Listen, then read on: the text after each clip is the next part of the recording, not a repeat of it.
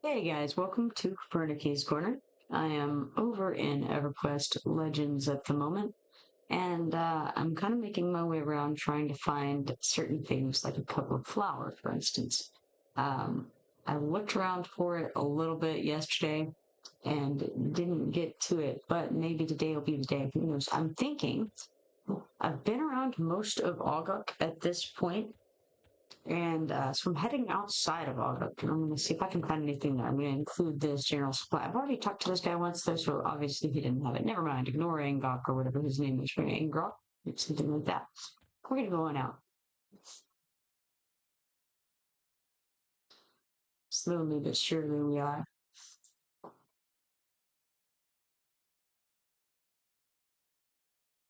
All right, there we are. That's more like it. Let's turn this on. Okay. Now, let's turn on the boots. And then see, first of all, I don't think there's anybody back in this area where the roasting dwarf torsos are, but I think there might be some people around this area somewhere. And we've got some people who say they're merchants over here. We've got Gub right here. We've got, is that Clog? Maybe. Let's see if they have what we need. We need some like sugar. And I think there are some other things, but right now, innkeep girl, or job rather, that seems promising. Okay, I'm seeing bandages, box of boots, strings, iron ration, loaf of bread, that's good. Meat, muffin, ration, short beer, small lantern, torch, unfinished brass, a trumpet, and a water flask. None of those things are particularly helpful. Not what I need. Wait, what do we have next? We got Cog over here. I wonder what his deal is. Let's hail Cog. No luck on the hailing. All right. How about what we have here? We've got froglok. And hey, look at that. Mugu has smithing supplies, according to him. All right, let's see if there's anything interesting. Basic blacksmithing. I think that's a journal of some kind. Something that would probably give us a lot of information about how to do some blacksmithing, but because I accidentally bought a bunch of cloak patterns yesterday, I don't think that I have enough money to be messing around with it. Okay, so no good there. How about the Fletcher over here? And this looks like, does it say Smith Merchants? Perhaps it does. So let's swim across the water. Maybe get the swimming up a little bit. Could also do some fishing real quick, actually, since I'm right here. Kind of may as well, right? Let's see, where is the fishing? This looks like a fishing rod to me. All right, let's stand right here and get distracted doing a little bit of fishing before we move on to bigger and better things in the world. All right, fishing. There it is. Button on the bar. I've still got a good bit of bait left, which is nice. It does not use a bait for every time that you fish. It's only when you lose your bait that you have to deal with that. And I have a macro setup so that, like, for instance, just then I got a tattered cloth sandal from my fishing endeavors. Where did it go? There it is, right there. Okay, so I've got a tattered cloth sandal from the fishing, and it went onto the end of my cursor as usual. You may not have noticed it because I have a macro set up, and I think I paused for 120 seconds after clicking fishing. It paused. You know what? Let's just look at it. Here's the fish macro right here. So this is it's been very useful.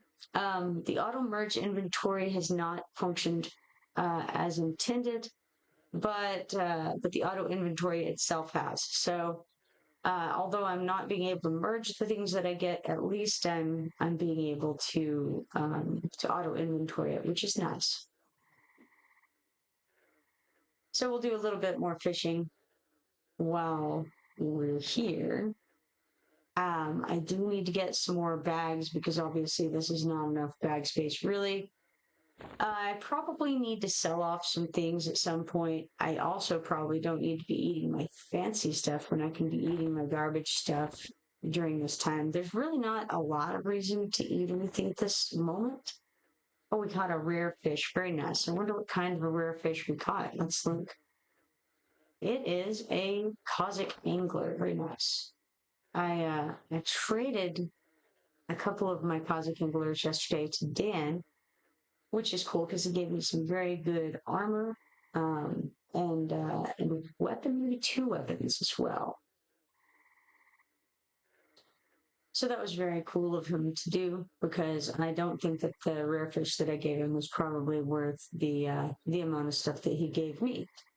So it was a great kindness, I feel. Slowly but surely getting our fishing skill up. Speaking of it, let's see what we're at here. Fishing, we're 80 out of 200. That's not bad.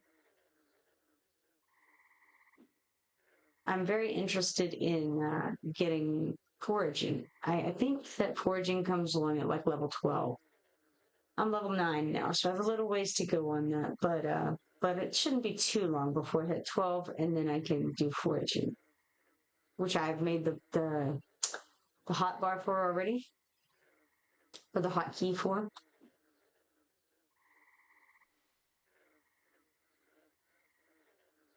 I don't know if there is anything else I ought to be doing regarding the fishing. And my understanding is that you can get better bait and you can get better fishing rod. And that will allow you to get better stuff, right? Or maybe you just get it more often. I'm not sure. Maybe both. Maybe your chance of getting something goes up and you can fish faster. I'm not really clear on what the rules on that are.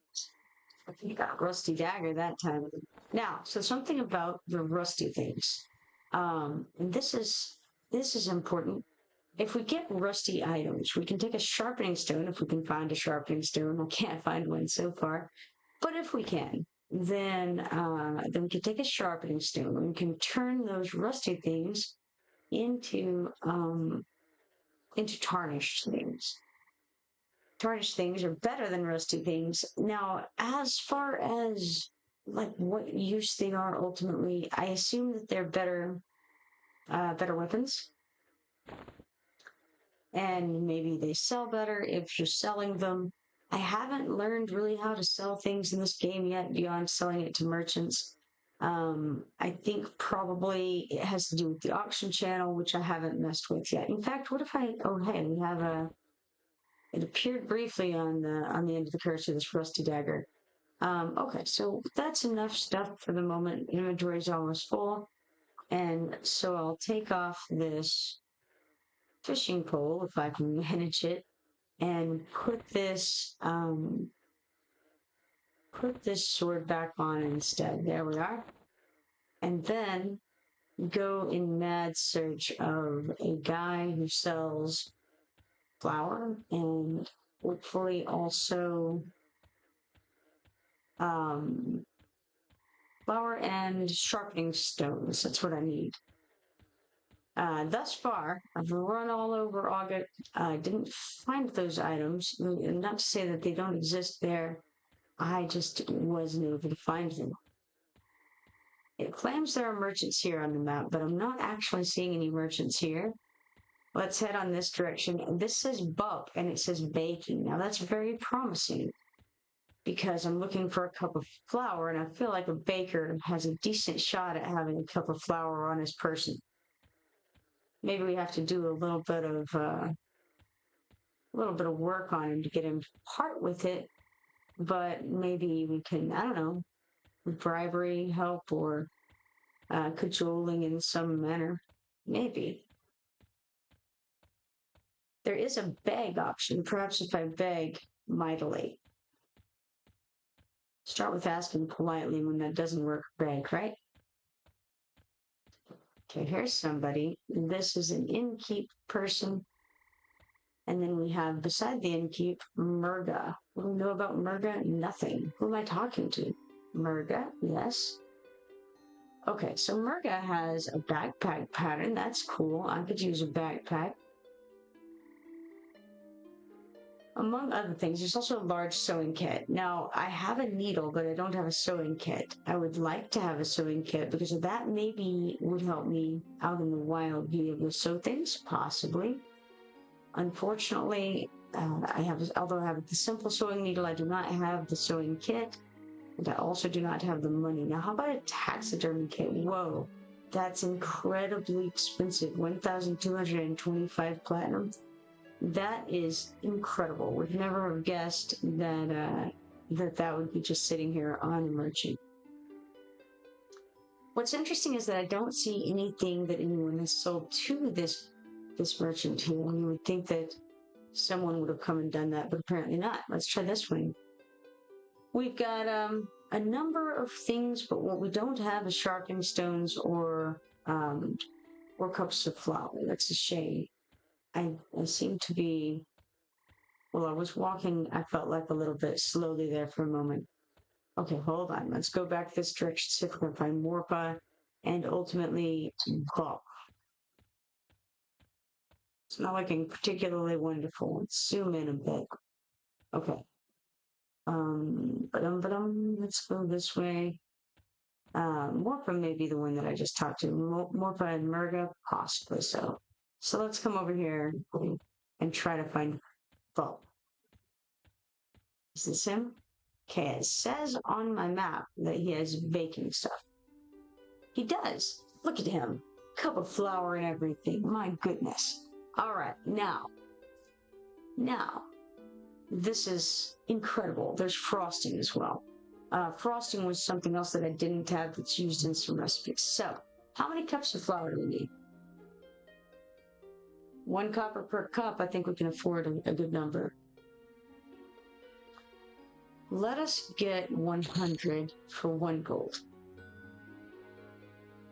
And then we'll get a few frostings as well. I don't know how many because I don't know how many I have.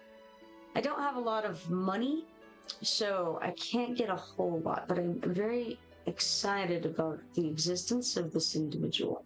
There's also a spit, and that has good implications to it.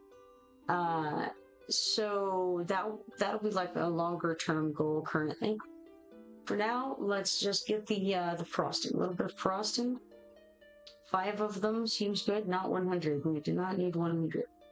Just 5 will do the trick. 5 silver and 5 copper, sure. Okay, I like it. Now, I doubt he has any kind of cooking area. No, he doesn't. So, back into town. It's correct. There were guys out here and they sold us stuff. Wonderful. It was beginning to look very bleak. What we don't have still, though, is sharpening stones, which is a real shame.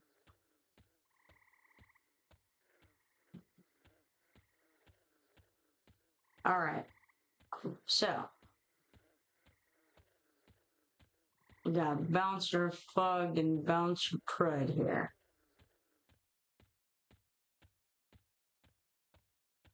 They don't sell anything. They just stand there looking pretty.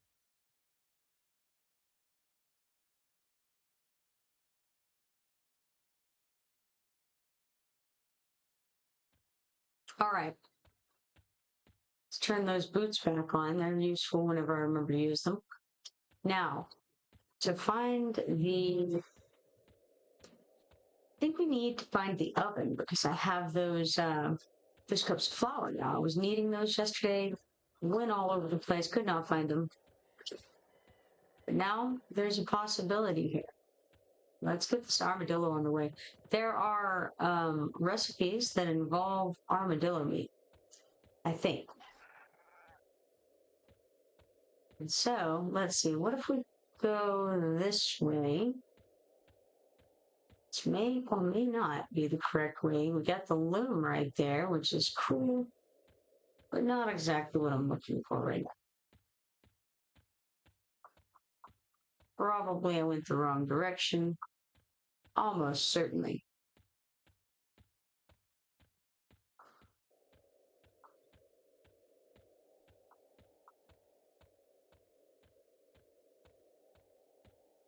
I would say so. We're coming back, gonna jump down there, and now we're gonna go down this tunnel instead. This seems like a much better direction, much more likely to be the way I want to go.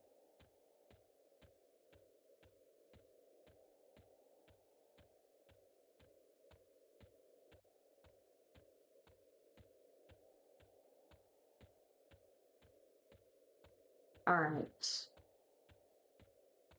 Let's have a look at the map. Don't know that I'm going the right way, but I don't know that I'm going the wrong way. So do we go left or right from the direction that may or may not be the correct way? Zoom in a bit here. Feel like we want to go left, maybe. If we want to go either way, it's left, right? Let's do it. See what happens. Okay, we made it over here. Let's hail this fellow who's standing here, possibly AFK. So now this is the Shadow Knight Guild. Cool. Not exactly where I wanted to be at the moment. I think maybe we turn to the right here. Nope, nope, not like that, like this.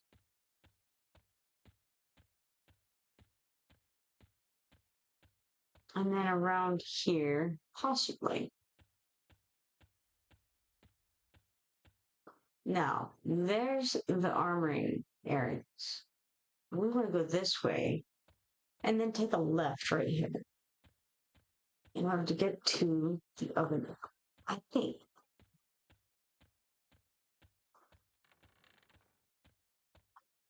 Okay, we got the general supplies, and maybe I've gone to the wrong place. It wouldn't surprise me greatly. We've got, funga. Here we are. What's this? This is I don't know, an oven, probably, because it says baking. And there we go, oven. That does clarify things. All right, so let's make sure that the personal depot is on, because last time it wasn't. I realized it afterward. It was only pulling from things that I currently had in my bags. So check this out. Now that we have some frosting, we can make batwing crunchies. Is that what we want to do? Maybe so, but maybe not yet because it's a 46 skill. Maybe we can get our skill up on something else and then come back to batwing crunchies. Probably not burnt bread though. Not a big fan of it. Hold on, is this pasta? It's Drachnid Repellent Glop. I don't know what Drachnid Repellent Glop is. We could make some more. No, we can't make any more edible glue. We're all out of radiers currently. Interesting. Very interesting. I'm quite sure that we can make some noodles at this point of some kind.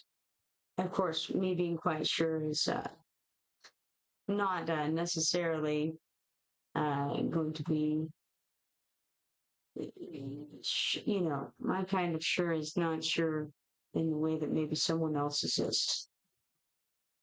I really thought that I had some eggs, though. I'm fairly sure. Yes, I do. I have some snake eggs. Wonderful. I was approaching surety on that. Okay, now that's a blue thing, so let's do it. We consumed a little bit. We didn't make anything. Let's try again. This time we got something. We got some noodles. Excellent. Let's try to make some more noodles here. Okay, we got one more opportunity. The 49% didn't really work out so well. I did it 4 times. I got one noodle. That's 25% if I ever saw it. That's all right though. Who needs it? Noodles, schmoodles. Now, one thing is, now we have at least one thing of noodles. So if anything requires noodles to make it, we're there. Okay, rat sandwich. We've got the rat meat. We've got the loaf of bread. Let's do it. Combine. Okay, we got a sandwich. Nice. Previously I had bear sandwiches only, I believe. Could have made some rat steaks, but I don't have any cobalt cooking sauce, so that wouldn't do any good whatsoever. Wolf sandwich? Heck yeah, look at that. Let's do it. Now we supposedly have a 50% chance. We did get one out of two, and then we didn't get the third. So I don't know. Maybe it's effective. Let's go back up here because I think it's possible. Maybe something needed some noodles in order to make it. It's not really looking likely, how smooth.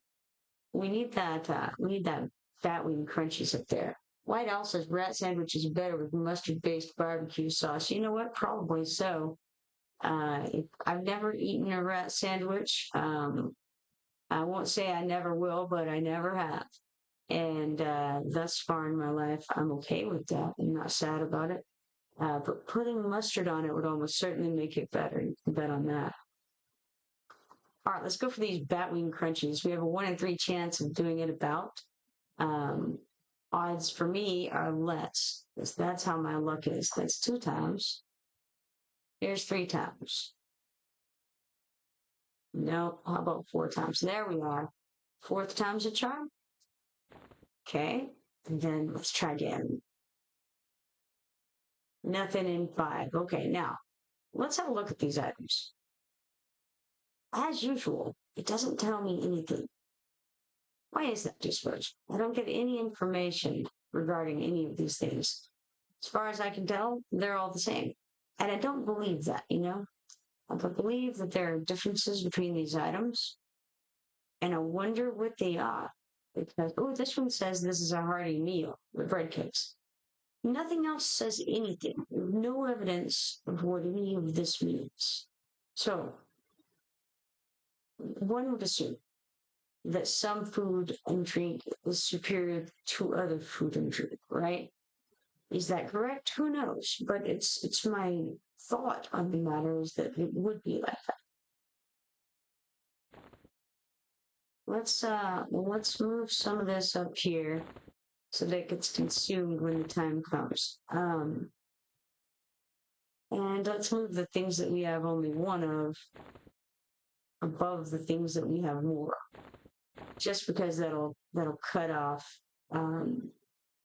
some of the inventory space, clear out some inventory space. White Owl says, did you find it curious that they have Ogok and Lupin recipes even though the expansions are not available? Well, I would find it curious if I had known that the Kunark and Lupin expansions were not available. As it is, being pretty ignorant of EverQuest 1 in general, I didn't actually know that Kunark and Lupin were not available. However, it makes sense because I heard that they don't have the Karen in. So one would think that they would want to bring the Karen in when they bring the Nuclein in, right? Because that's where the Karen lives. If you don't have the Nuclein, how can you have Karen? EverQuest 2 went ahead and had Karen anyway, in spite of not having the Nuclein available at the time that EverQuest 2 came out. They went for it anyway. We opened up the Nuclein later on, but it doesn't it doesn't surprise me too much. I suppose. Well, I guess it does. I don't know. I don't know. I'm half surprised because I think I don't know. I think Karen is a race that people very much enjoy.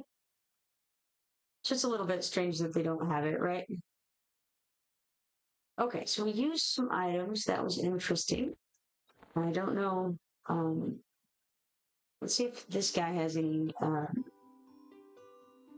can't even think what they're called. Sharpening stones. Need some sharpening stones. Something fierce. Because my understanding is that I can take, oh no, something terrible happened. I've been disconnected. Why? Why have I been disconnected? Uh, Bubble by Pet says, hey sweetie, what's going on? Oh, well, apparently I've been disconnected from EverQuest Legends. Let's see if I can figure out how to reconnect. I haven't to really be honest. Let's try just reloading it. Start with that.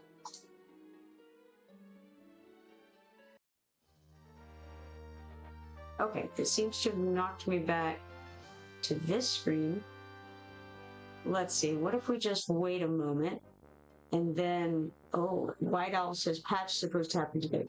Yes, it is, but you know what? I took a picture of that notification about when it was coming down, and it was much, much later. Let me see if I can find it.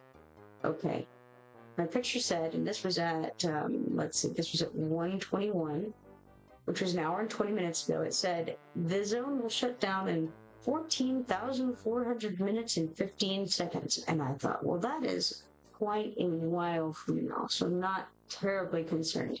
And I'm going to tell you guys, 14,400 minutes and 15 seconds has yet to pass since that moment.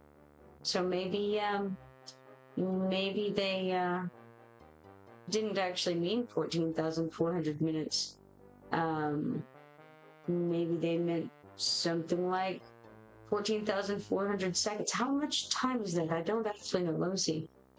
14,400 divided by 60.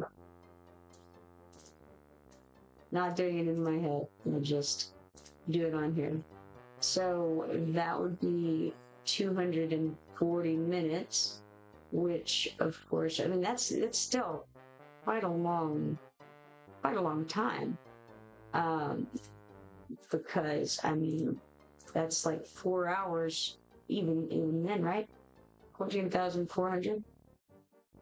I think so. So, in that case, it definitely was not 4 hours, much less the absorbent time more it would have had to be that many minutes. White Owl says 10 days. Yeah, that sounds about right. Bubble says, I see. How's your day going? I see no worries. Wishing you the best. Thank you very much. Yes, they shut me down. Let me just try to re-enter. Maybe it's back up. Bubble says, how long have you been streaming for? I started in, I believe I started in October of last year, so October 2025. I don't know exactly how long that is because I haven't thought it over very much for like 9 months, maybe something like that. All right, so let me right back in. No clue why that happened. It wasn't anything whatsoever to do with the 14,400 minutes. So here we go. What happened? No idea. Can I find sharpening stones? Also no idea. Odds are, probably not. But I'll check on Krunga here. Does Krunga have sharpening stones? No such luck. All right. So we'll see if we can wander around a little more. Not that direction. That's a dead end there. White Owl says sharpening stones from armorers. Yeah, you would think so, right? But I didn't have any luck doing that. I'll go and show you. But over on to the right here. But yeah, watch this. So we come over to okay, first of all, let's start with the smithing supplies. You would think that a sharpening stone would be sold by a smithing guy, but observe, nothing from the smithing guy. The smithy hammer, that's not useful. It's not sharpening. Then we come on in here, where we have this plate armor fellow. You think maybe plate armor fellow has a sharpening stone. He does not, as it turns out. Then we come over here to the chain armor guy, or girl, as the case may be. No sharpening stone. Yes, I've been all in this area. I came over here on the leather armor. I checked over here just in case maybe they wanted a sharpening stone. Observe. 0 sharpening stone. Then we have Juck Hidebeater. Juck Hidebeater is equally sharpening stoneless.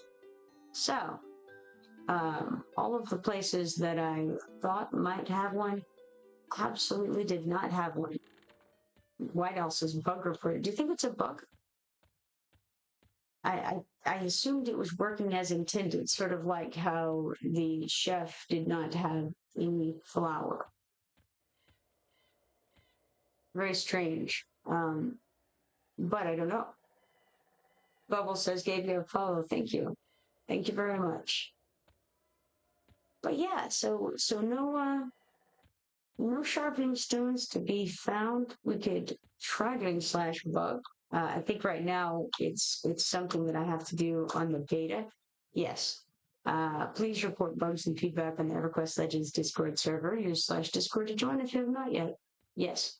And I am on the Discord beta server. I can report it, but I've reported some similar things and been told it's not a bug. So I'm assuming it's intentional. At the moment, I can go ahead and do it. It won't bother me.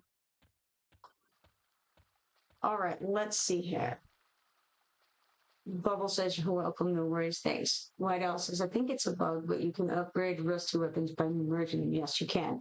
I know that, but I really just want to, what I want to do is I want to turn them into tarnished weapons, and then you can melt down the tarnished weapons into pieces of ore, right? And so, been having a look around at all those things, and it's very interesting the way that works. And then the pieces of ore go into your trade skill depot as opposed to in your other storage areas. And since the rusty weapons aren't all that amazing anyway, even if you upgrade them, then you may as well turn them into tarnished things. That'll get your skills up a little bit in that regard. And then you can go and melt them down, which again is skilling up a bit, and then they'll go into your trade skill depot and it'll be out of the way. Okay, I was checking this guy out. He's the brewing supplies guy again, just to see what kinds of things he has, because although I've been over to him, I haven't looked as carefully as I ought to. So he has all kinds of interesting things, and I see that he has these books here. Now, I don't know if I just have failed to read properly. Like, I don't know how to read these things. What can we do? Slash read? That worked. Oh no, I let everyone know that it's ready. Cool. All right. I don't actually know how to read the books. Like, click Alt and click it. You go to lore, and it just says an open letter by anonymous. What does that mean? It means nothing to me. So how does one read a book? That's what one wonders, right? If I get this book here, Unusual Wine and Ale, one would think that it would be a guide to making wine and ale. One would think, but would I be able to read it? You know, it costs 1 copper. Let's go ahead and try it. All right. So somewhere surely I have this book.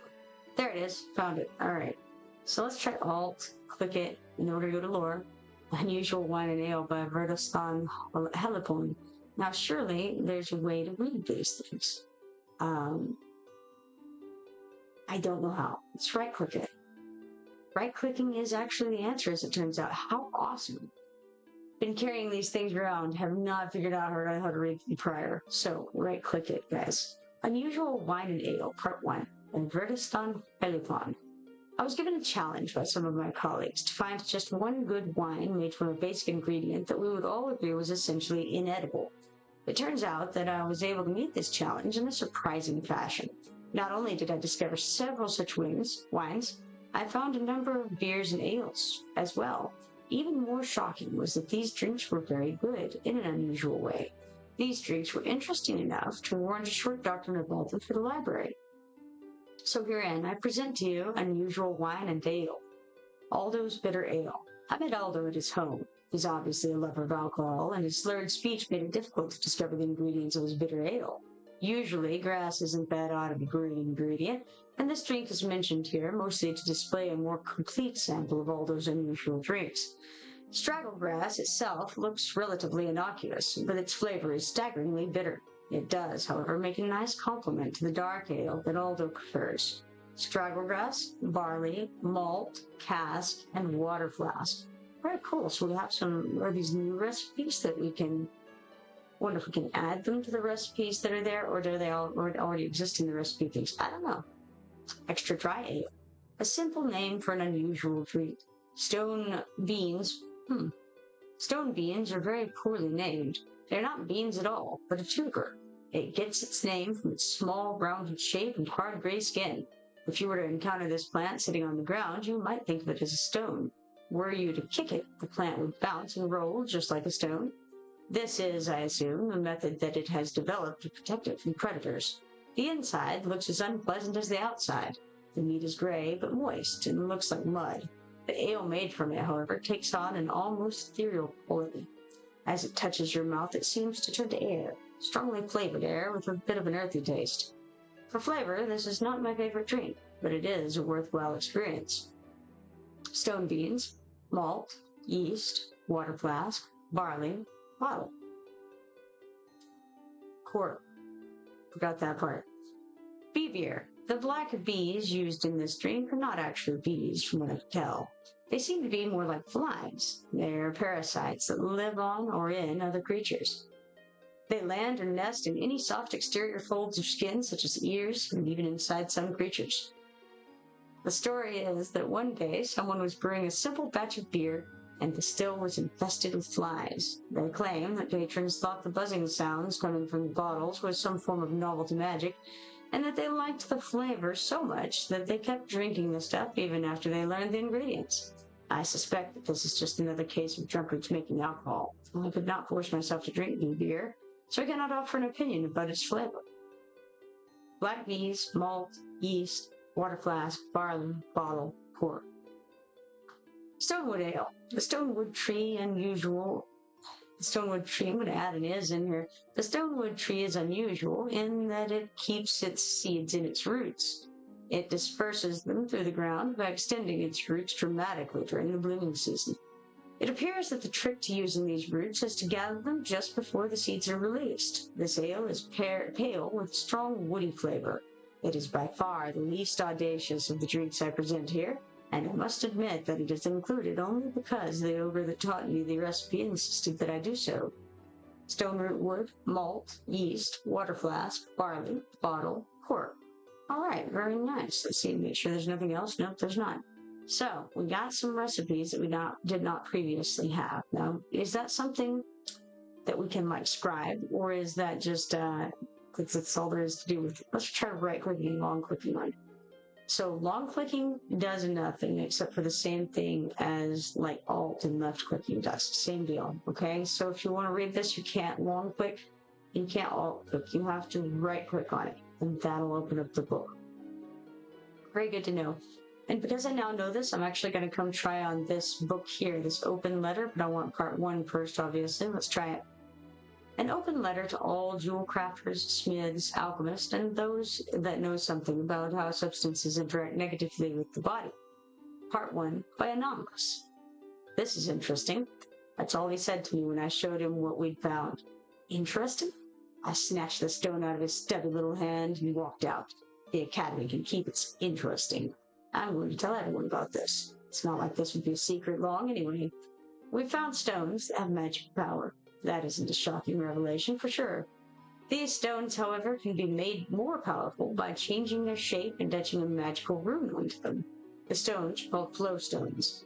They are rough rocks that appear to have been created during violent geological upheavals in the plane of discord.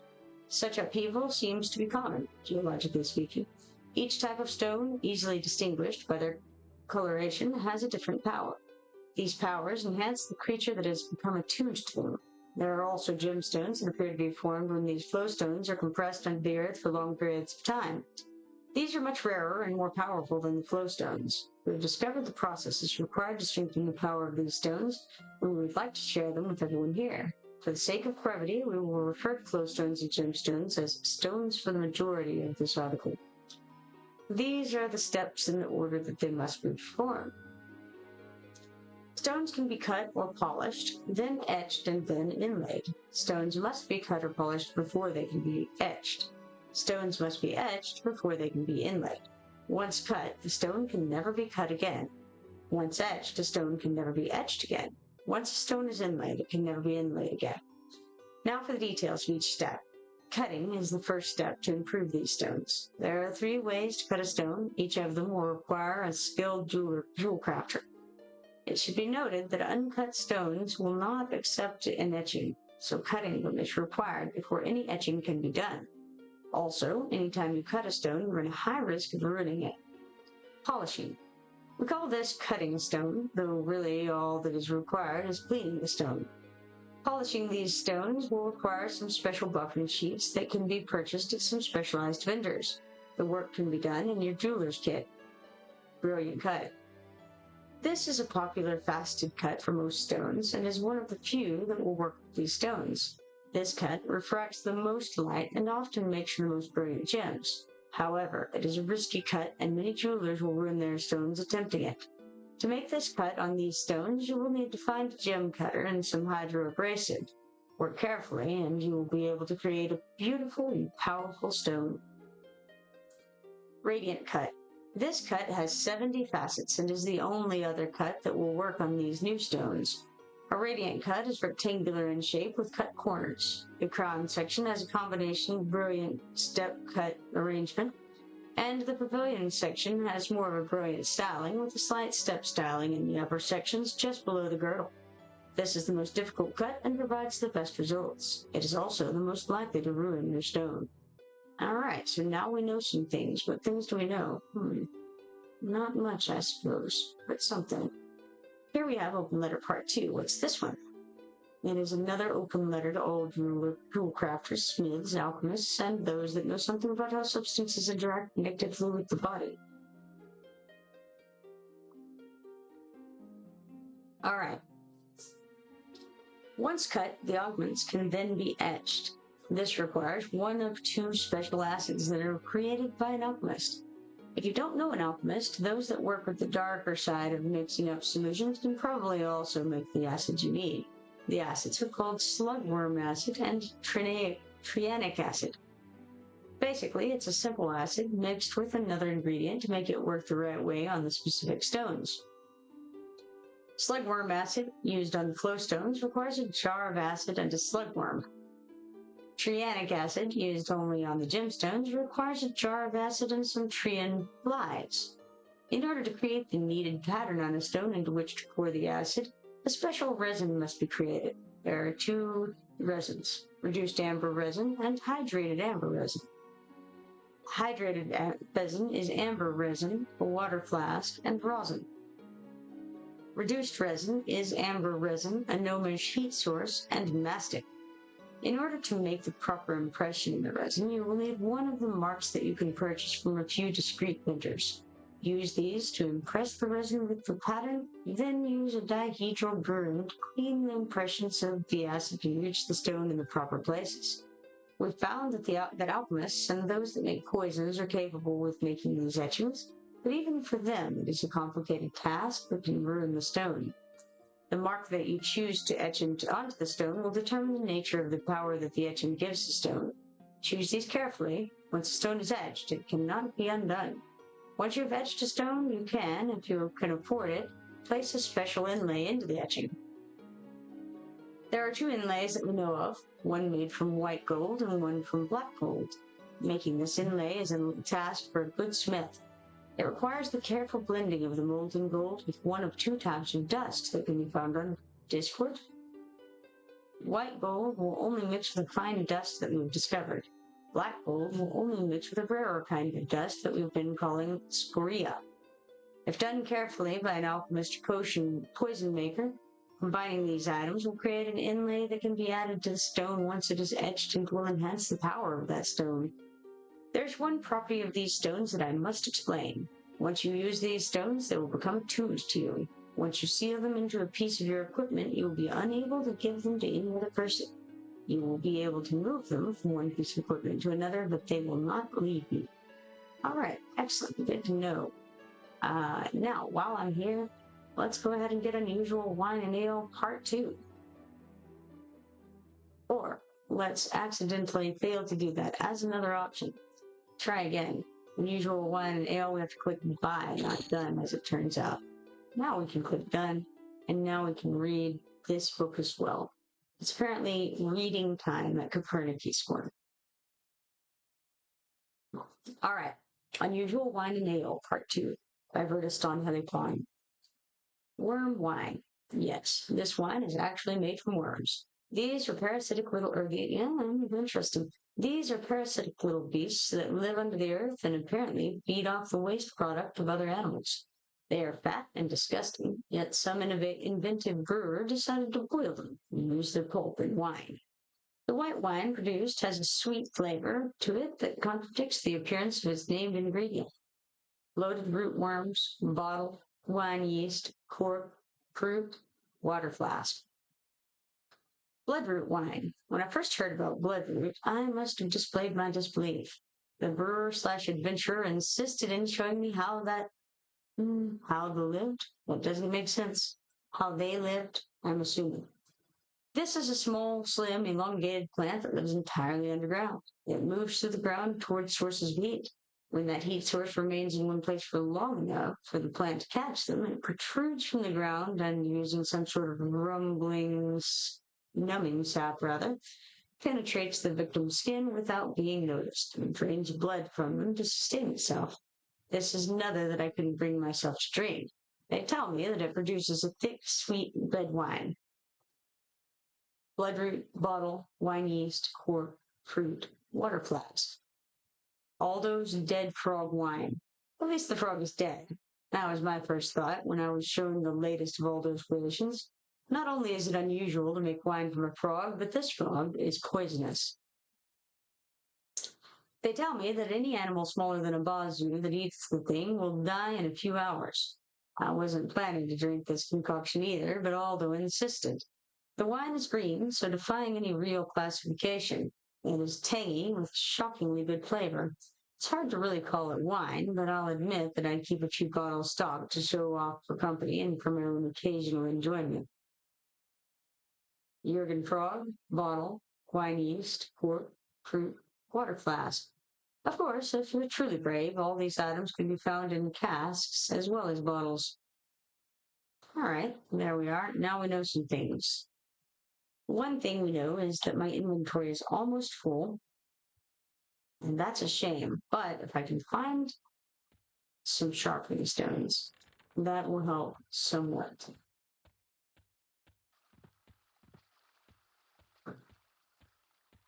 Let's see. Where might they be? If they're not over in this area, and they're not okay. They're not outside with where the other thing is. Let's see if we can just find what kind of things might we be able to. Okay. Let's check all of the armor guys.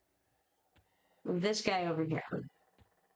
It doesn't say on this that he's an armored guy, but whenever we go to that page, it did say that. So let's check him out.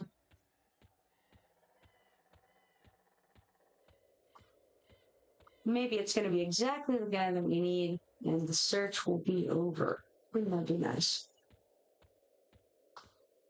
It's feeling unlikely, but you never know. No sharpening stones, as few. Let's try again. Okay, so Grop wasn't it. And find, and then let's go for Lula. Lula over here. First, I've got to get out of the cage. Then we can head toward Lula. What a name. Here they are. No sharpening stone. Next, find.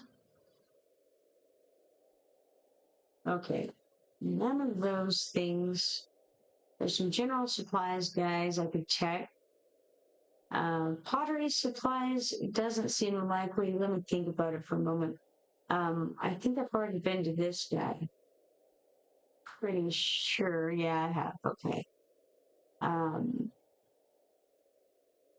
Chain armor guy and the leather armor guy I went to in the plate on that. looking for sharpening stone. Smithing supplies, maybe. I've been to some smithing supplies, guys, but maybe there's one around here who will do the trick. I don't think that I've been to this one. BRD. That doesn't sound familiar, even though I know I've been to everywhere, but at least once. Maybe I didn't go to BRD recently. And on the way, let's just check on the pottery supplies that we've got going over here. Sculpting tools, nice. Block of clay. You know, some of this stuff could certainly come in handy at some point, I think. Let's check this pottery supply merchant as well. Interesting. Animal template. And we'll check on this general supplies from over here as well. Bottle of milk is sold here. That's good to know. Might come in handy. All right, back toward the merchant that I was attempting from.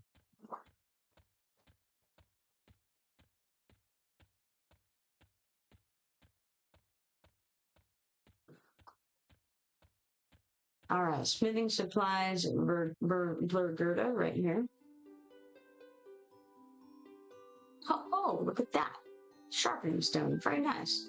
See what other fun stuff he has, just to see what we can see. I think I'm good with that.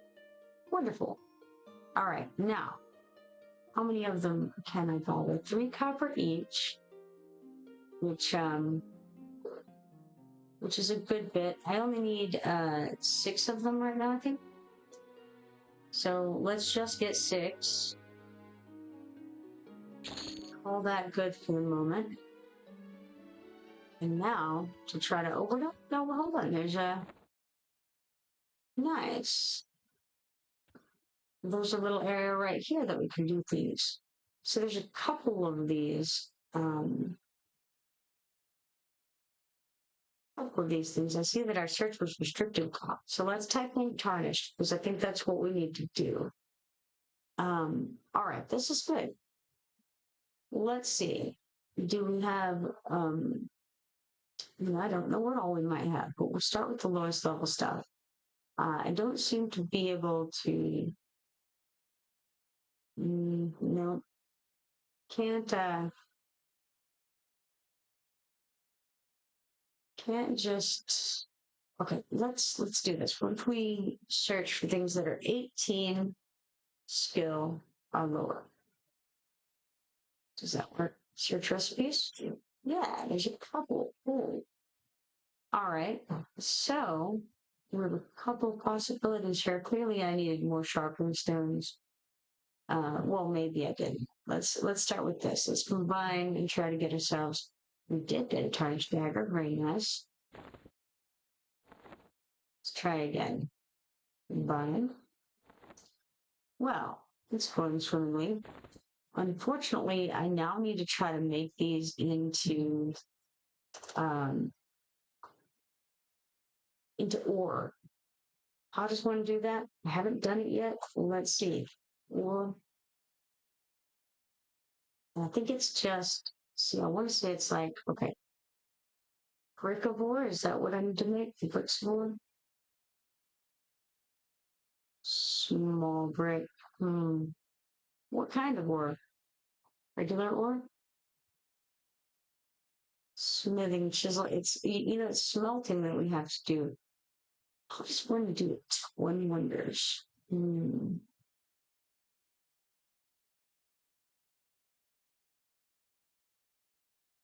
Small bricks of ore.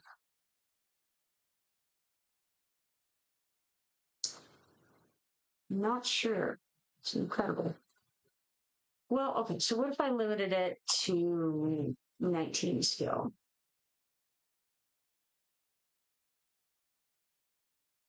Weird. That's not at all what I wanted. Okay, let's try 30 skill.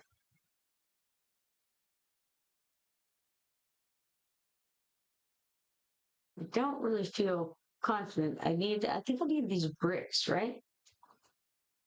Just type in brick.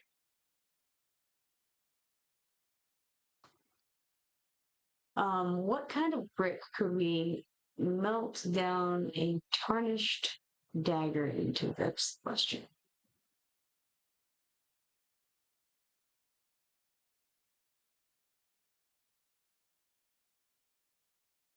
No idea. Let's mouse over this. This is what we need. Tarnished stuff. What kind of a tarnished item do I have? It is a tarnished dagger. So, that just doesn't really seem to be what we need for any of these things, right?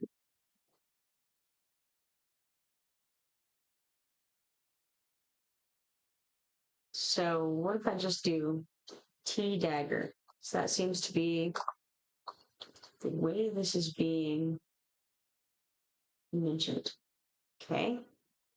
Tarnished dagger and a water flask. What does that mean?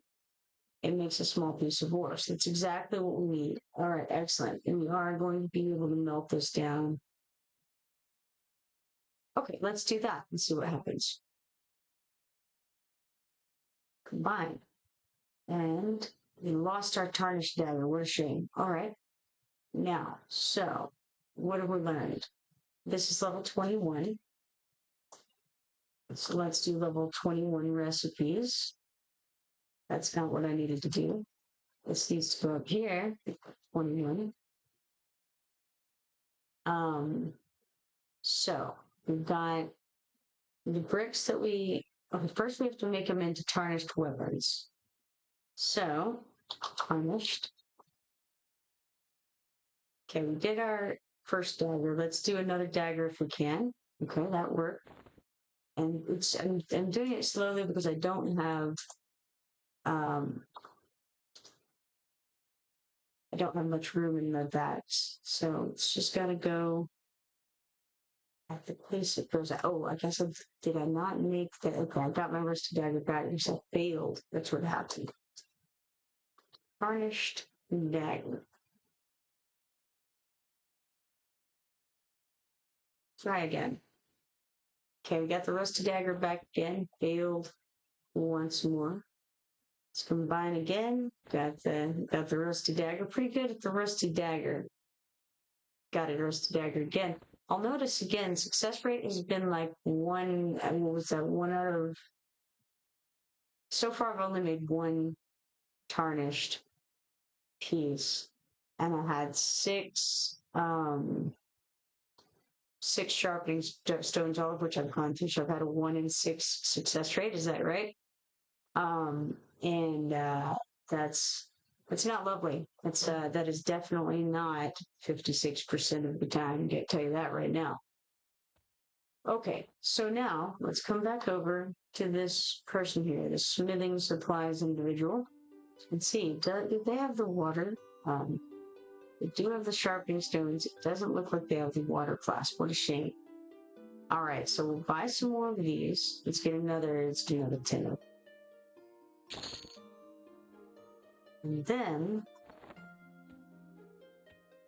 we'll try this smithing supplies individual. Maybe they have some water.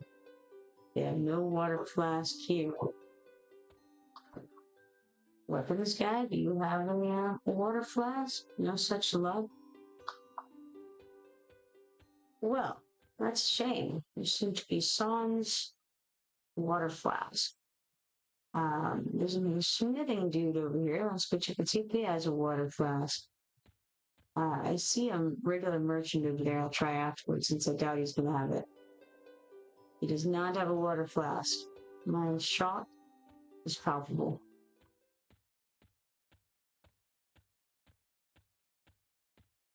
All right. And I'll go ahead and check in with that pottery merchant too, just in case he has a water flask. Who knows?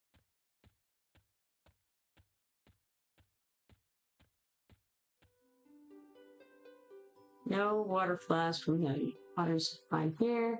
Still no water flask. Now for general supplies guy right here. Water flask? Yes. Alright. Buy this. We'll get 10 water flasks as well. Although, I don't think that I did manage that event. Water flask, buy. We want 10 of them. Click accept. Ah, we're broke. We cannot buy 10. Let's try 5. Or, shall I sell some random things?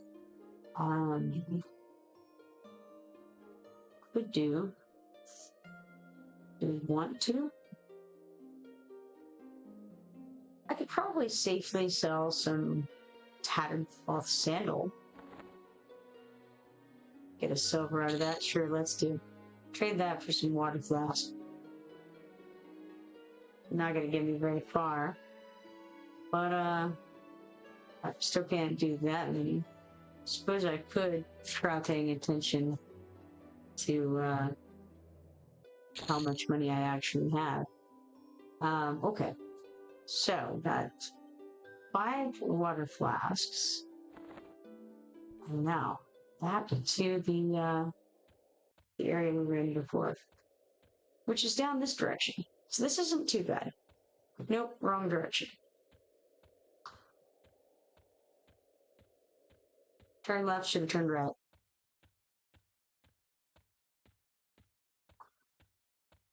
Okay, so off we go. And now we're going to try to do the same thing again. Okay, so got the water flasks. Where was I? Trying to make tarnished things. That's what I was doing. Tarnished. Huh? Typing is also hard. You'd be amazed. Okay. I do have a tarnished axe that I can use. Alright, a rusty axe rather. So let's give that a go. We managed to make another rusty axe. So we traded a rusty axe for a rusty axe. Let's try again. Made yet another rusty axe. So far we're 1 out of 8 on successful tarnished things. Let's try again. Hey, we made it. So 1 out of 9. So that's like a 13% chance as opposed to the 55% chance it says on the button. Just so you know. All right, now got that. Next, what we want to do is we want to make something out of it. So a tarnished axe. Zerkbard says go beast instead of shami for your third. Why would you suggest such a thing? I really enjoyed the shaman as my third. I could always switch it out later and try the beast load for that. I think I want to start with shaman. What's the rationale you've got for it? All right, let's try the small piece of board here, and I suspect we won't make it because we only have a 56% chance, which apparently means like a 13% chance for me. Let's try that. Combine, we did get a piece of board. Nice. So now we got 2 things out of 10 at, a little over 50%. Okay, cool. That's fine.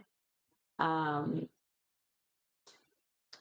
let's go back to making tarnished things. Okay, we do have a bastard sword. Let's try combining. And we got a rusty bastard sword. Try again. Combine. Another rusty bastard sword. And then we got yet another rusty bastard sword. And now a tarnished bastard sword. Very nice, very nice. Finally got there. All right. And we'll try to make an ore out of that. And we did make the ore. Now, hold on. Small piece of ore, small brick of ore. So we've got 2 different things going on here. Interesting. I wonder what we can use to to use this for, essentially. Obviously, to make something, maybe sheets of metal, who knows? Zerkbard says same buffs, basically smaller heals, but same mana base, so you get a lot of little heals, then you get a powerful pet.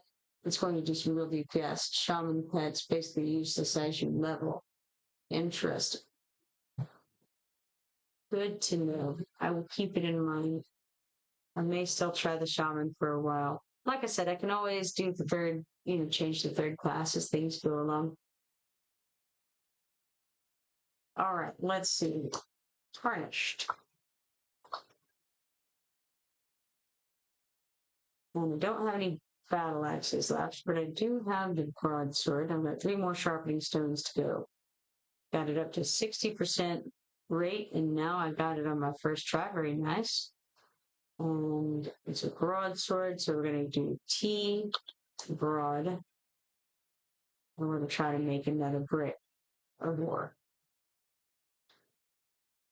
Failed that one. Lacked the skills to fashion small brick bore. Man, what a mess, huh? All right. Tarnished. Let's try dagger here. Combine. Got a rusty dagger in return. Let's try again. Tarnished dagger that time. Rate's getting better. And at this point, I have a little bit of room in the bags because of all of my things that I've been losing along the way. So let's just go on down and see if I have any of these other things.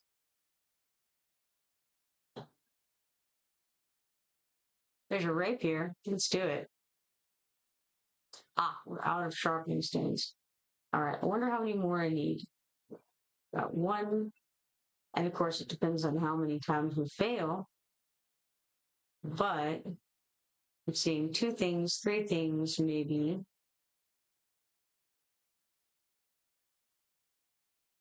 Or so let's get 8 sharpening stones if I can. I may not have, actually, I don't have enough to do that. Probably I should have enough of the sharpening stones, right? So let's try getting 8 of them from this guy here.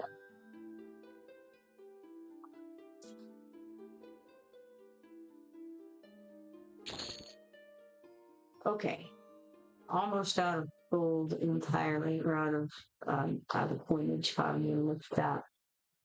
Ran right past the forge here. All right, tarnished. And I'll just go back through the whole list again.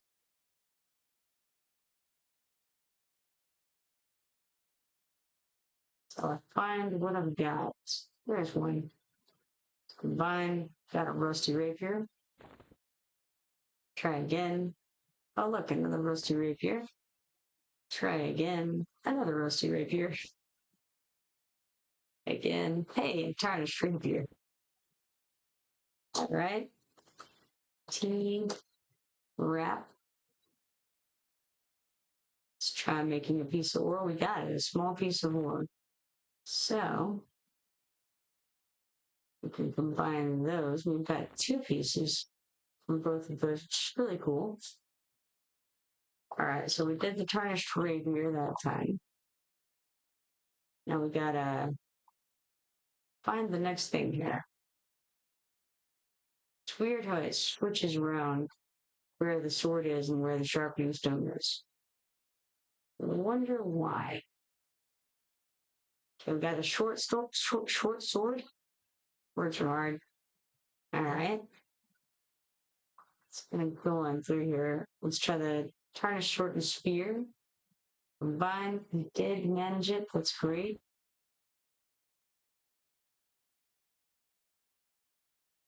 Okay, and then the warhammer.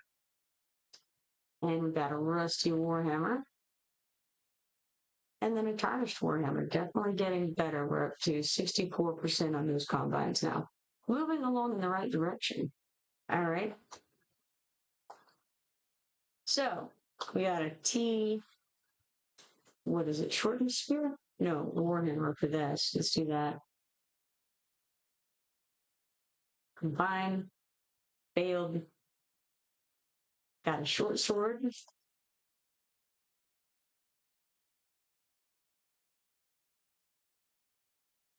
Also a spear, as it turns out. Small piece of ore.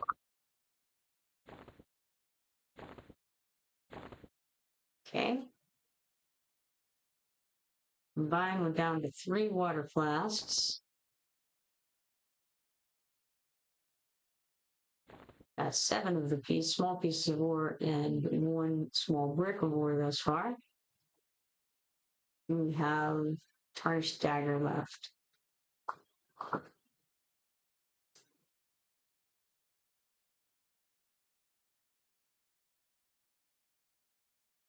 Got a small piece of ore, and I just remembered the auto inventory button. Excellent. Okay. Nice. Used up, I think I used up all of the sharpening stones that I had. And we've got 2 water flasks left.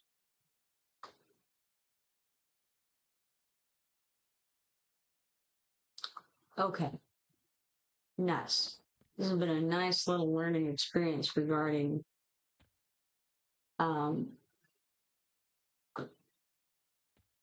the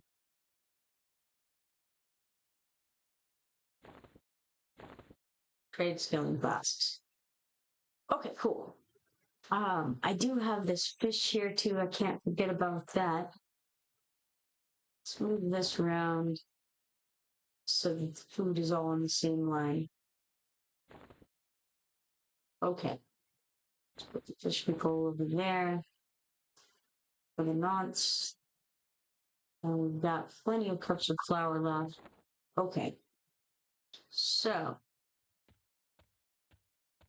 I suppose we should come back over here because we do have some ore hanging out.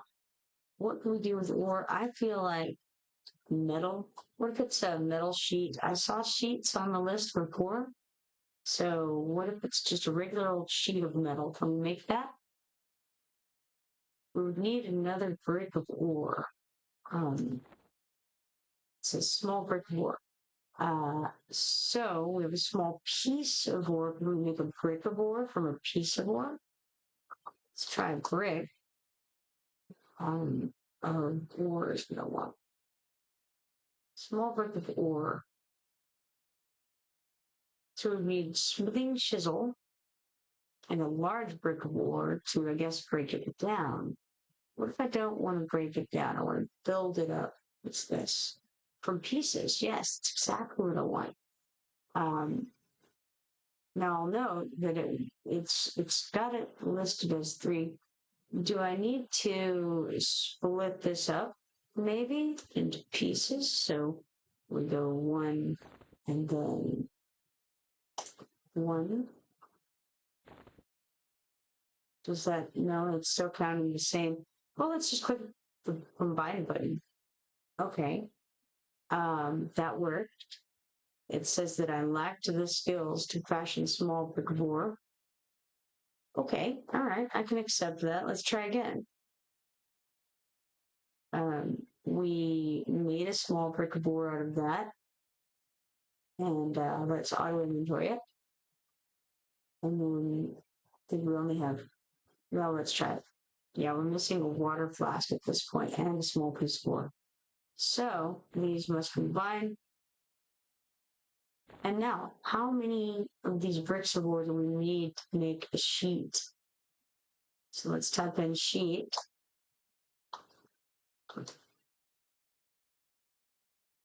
And we're going to go a sheet of metal.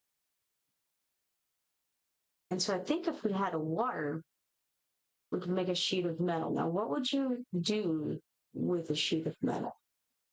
I'm not sure at that point. But I feel like we've, okay, what's a high quality sheet of metal? We would have to have high quality ore. That makes sense. So do I have enough? Probably I have enough to afford 1 more flask of water. Water flask. Oh, you know what? They weren't from this guy. They need to burn all the way this way, I think, to the merchant over here. And so maybe we can get a flask of water flask, and be able to make 1 sheet of metal for our truffles.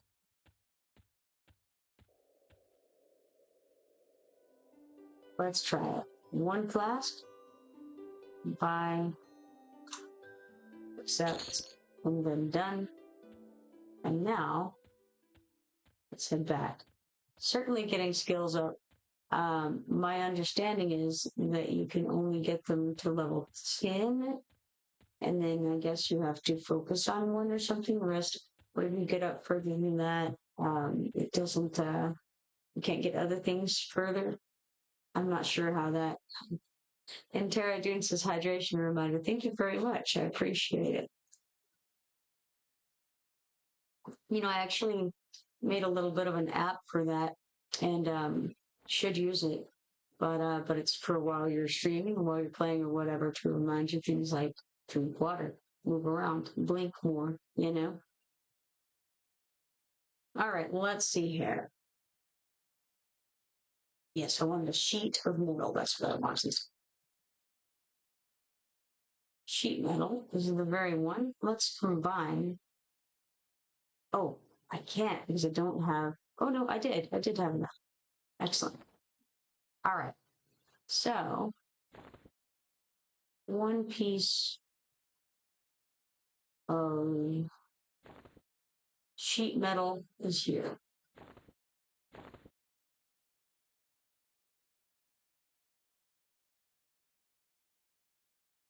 All right. Now,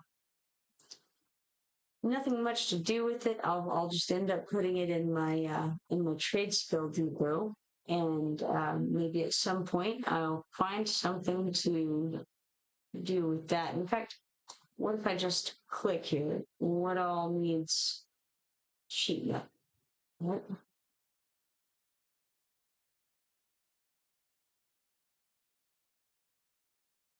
Hmm, metal bits, huh?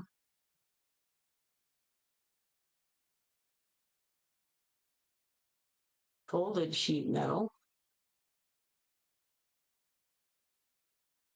All right. So you do need a piece of sheet metal to make a basket sword, among other things. You need, looks like, three different molds, a piece of sheet metal. So these things would be things you buy, I assume, and a water flask. So that's not bad. So we could make something. Now, the thing is that I don't know how to tell what you can make, right? Why is the personal depot? Do you have to turn the personal depot on every time? Maybe you do. Gnome-shaped cookie. You'd think that would be, I guess it's a mold or making a mold to make gnome-shaped cookies? Possibly. Hmm. Interesting. All right, so large lantern, nice.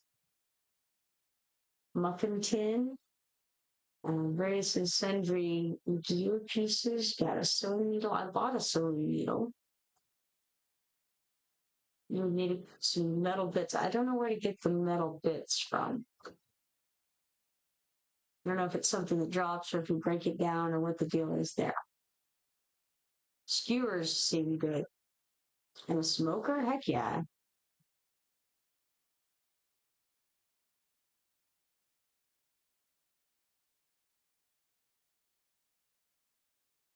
All right.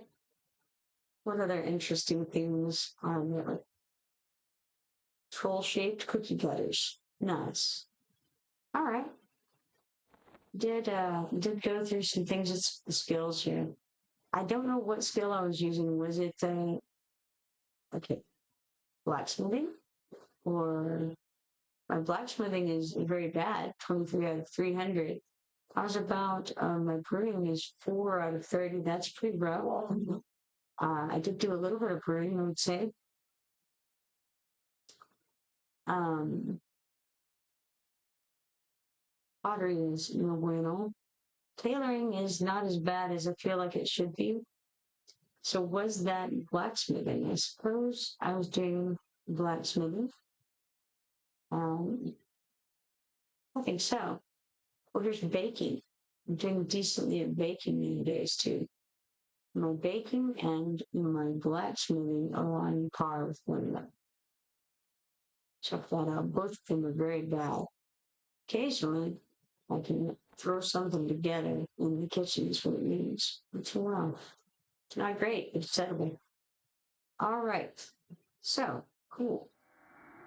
Feel like I've learned a good bit here. Let's head toward the bank, I think, where I can throw my metal bits in. It's less of an art and more semi luck based whether I get back to where I'm going or not. Now there's a way to get down to the area I'm trying to go, but going there to the east, southeast of where I was, but east of where I had started from, into that little area there. I want to call it a courtyard. It's not much of a courtyard, the little mini courtyard.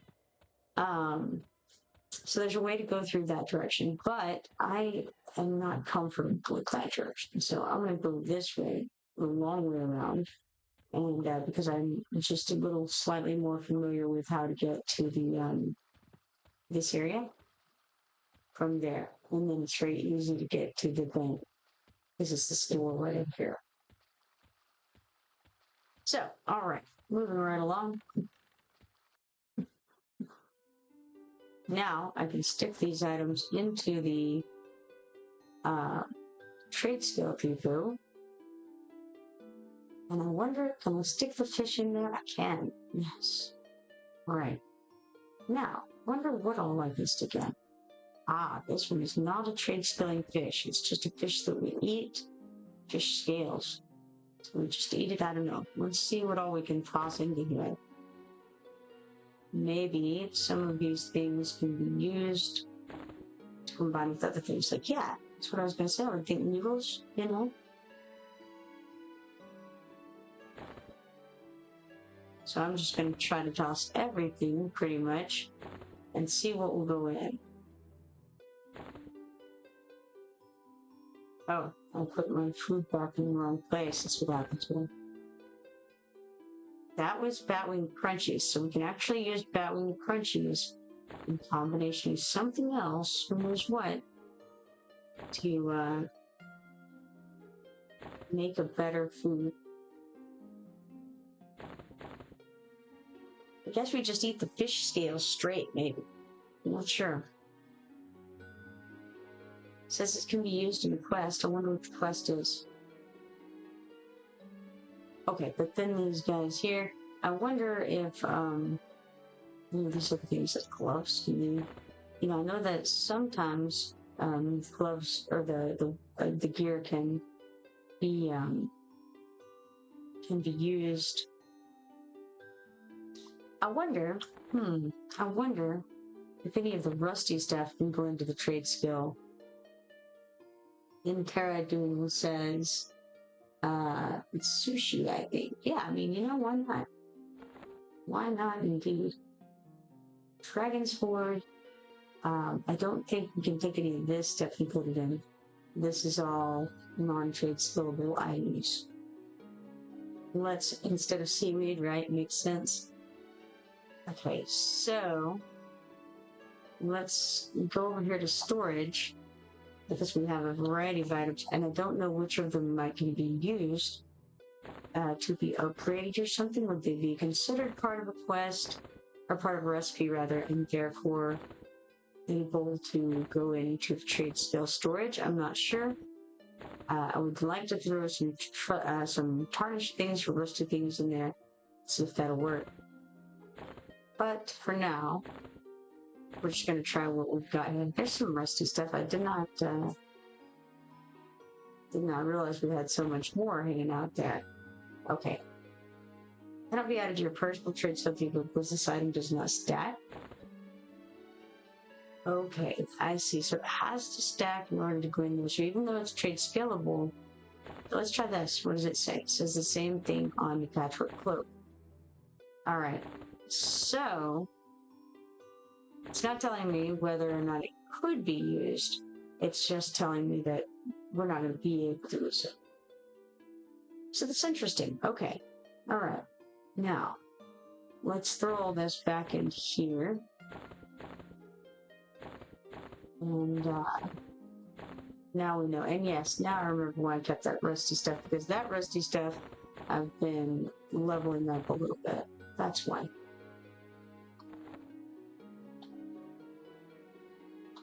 What am I doing? Who knows? Let's turn that off so I can turn off the trade skill depot. Now, let's see. What do we have over here? Deathfish / belt and simple sewing needle. Now, here's another question. Can those go into the equipment tab here? Okay. So, Deathfish / belt cannot. And the sewing needle. No. So neither of those are considered equipment, clearly. Which is interesting because the fishing rod can. So, I'm not sure how I feel about it. Let's toss these books for now into here.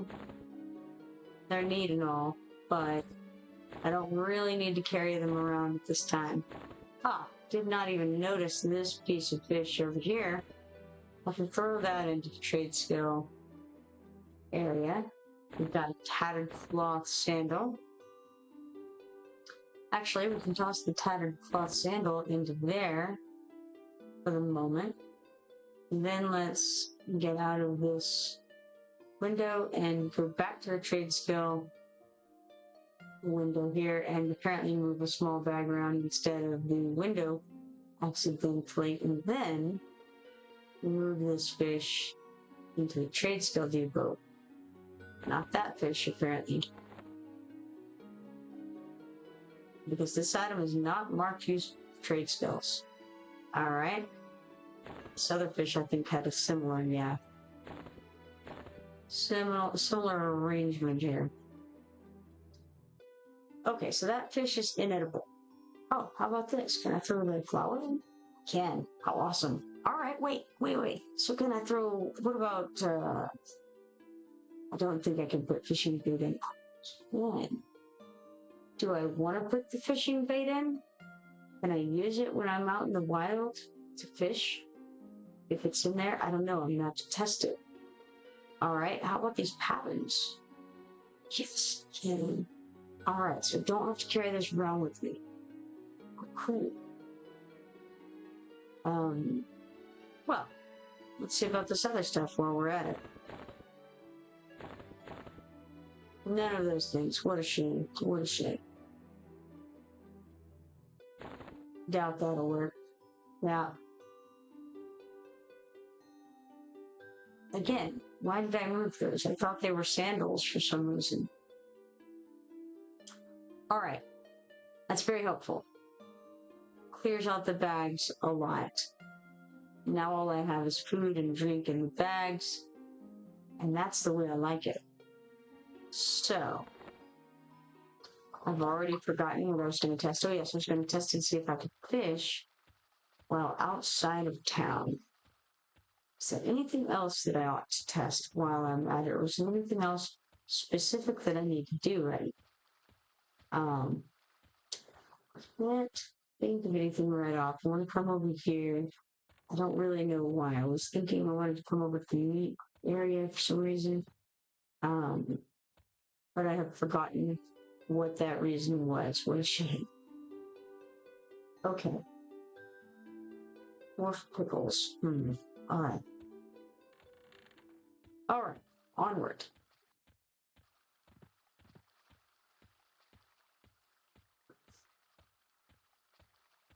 Okay. Trying to think this through here. Is there anything else that I ought to do in town? Because besides build this armadillo, which is vital, obviously. Oh, another thing.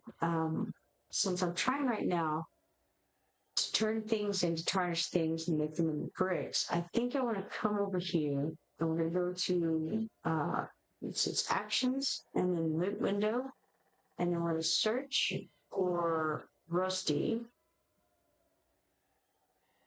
If I can find how to do that. Filters. Okay, let's go with Rusty. And instead of auto merging these items, let's auto, let's go with auto storing them. That seems like a good idea. And then we can, yeah, that seems like good. Let's do that. All right. Because I don't really want them to take up the bag space.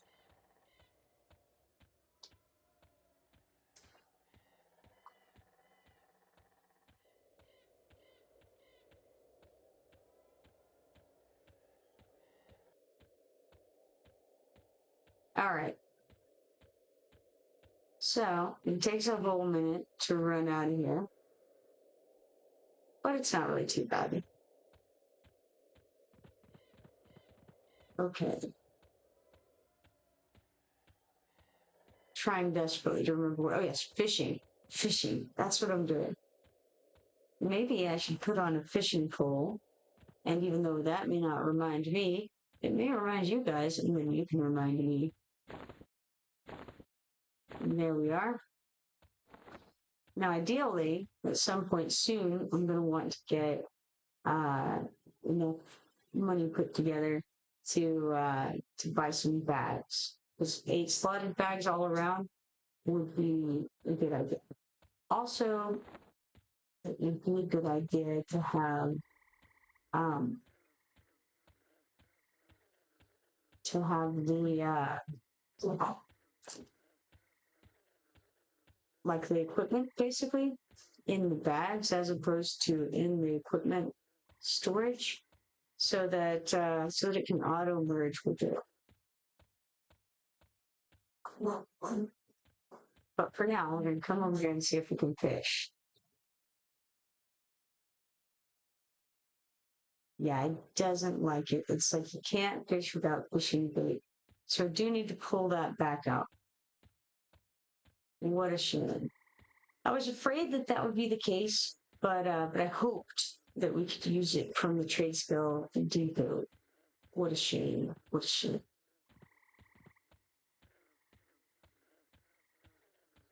All right, back in we go. Let's go over to the banker as far as I know. Let me make sure of that before I get too crazy. Let's go to storage. Um, yeah, I don't know of any way to access it from here. I don't see any way. So, yeah, too bad. So sad.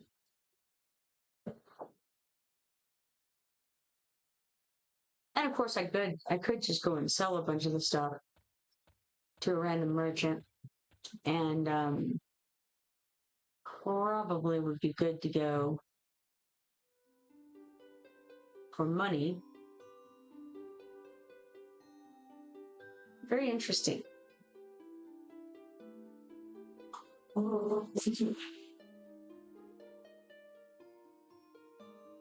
It's also interesting that people are just selling these roasted things, and so you could buy them and turn them into ore pretty quickly. Got the water flasks and all that right there too. Interesting. As it is though, I'm gonna keep going and head over to the bank where I just came from, so that I can grab those fishing baits out of the deep. Don't leave home without them, folks.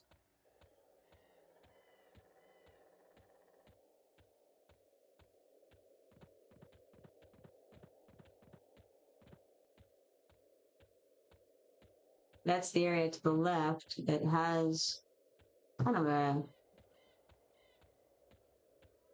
well, no, maybe not. Yeah, I think so. I think there's a way to get to that watery section by going that way.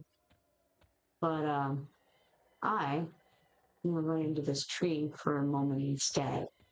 It's more exciting, you know? It's kind of like a contact sport, but with a tree. All right. Eventually, this will lead us here, then over there.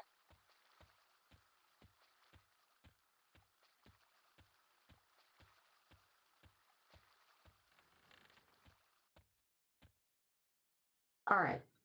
Made it back to the banker. Let's go to the trade skill depot. And this is what we want, the fishing boat. So let's get all of those out of there and put them in the old bags here. I'll note that I'm running lower on liquids than I like.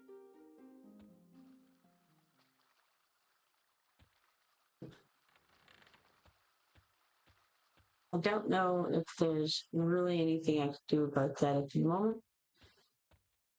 Come over here and look at the brewing barrel, and again, I don't really know if that'll count anyway um, as far as drinks go.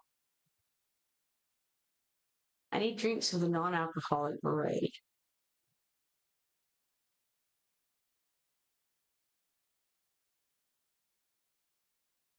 Now, see, we could probably make more of this bog juice. All I did is some water flasks. The depot is checked on here, the personal depot.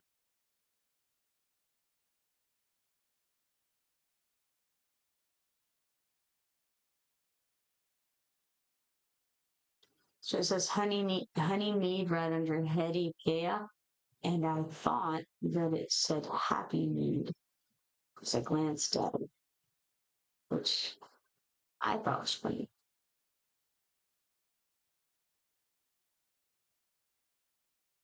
There's some of the Ogre stuff. You're mentioning expansions that haven't been released earlier. Um, that would be what Destiny Rebellious stuff. Now I don't know what it's called here on this server. Not on the server, on this game. You can make a water flask. All you need is pods of water. We're just going to get pods of water 1 liters. So 4 pods of water in a bottle, and you can make a water flask. So, can you get pods of water from old Dugo over there? No such luck. No pods of water in a water flask.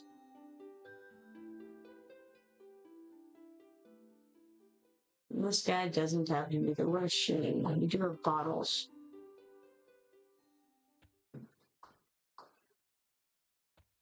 All right.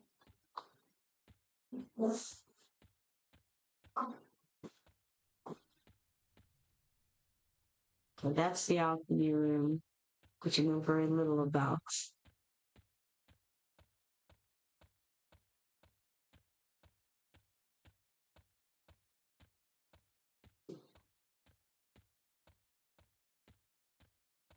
I guess I'll take the fishing rod out in a moment. There we go.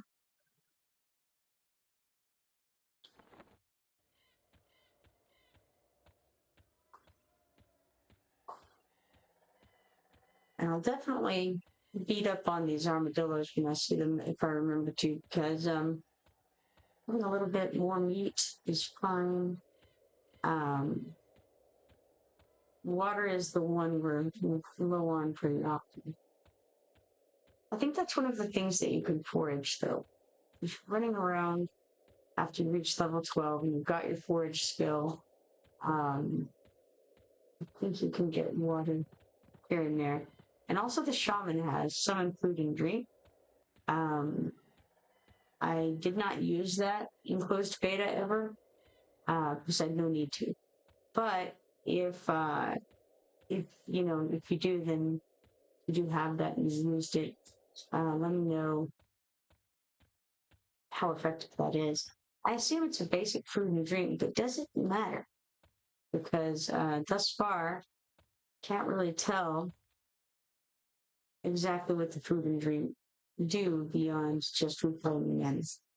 And again, I'm assuming that the better quality stuff will, at the very least, increase the amount of time that it lasts. And I saw that a couple of things do seem to give some kind of stat boosts.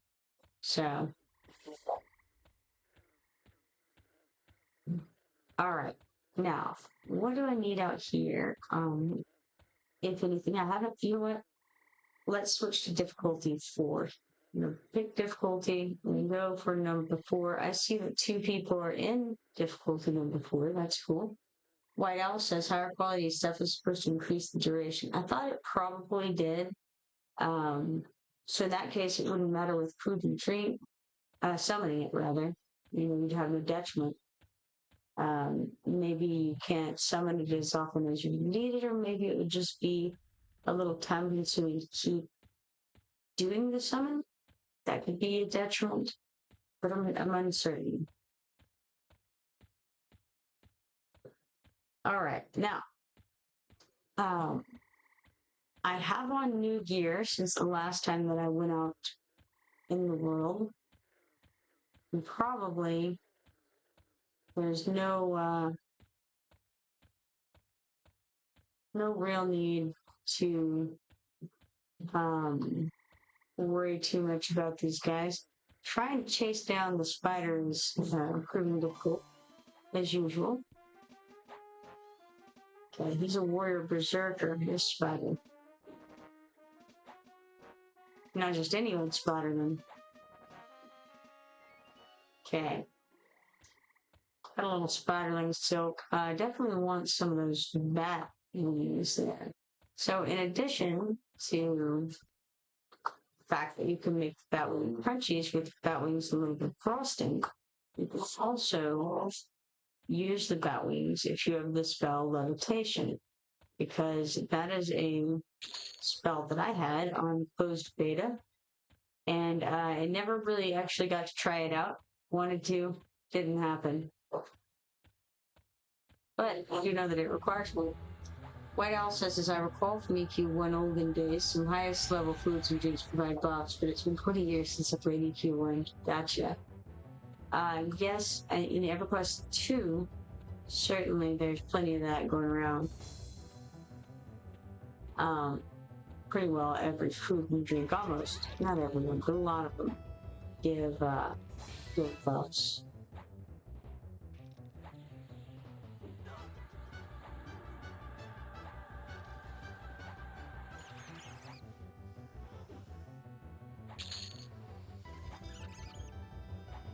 So one thing about level 4 is that you definitely see a lot more creatures that have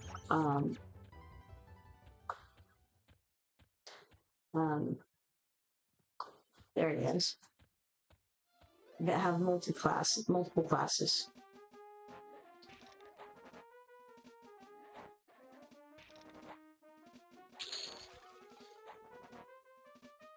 Alright, stuck in combat because of the mage we just killed with his pet.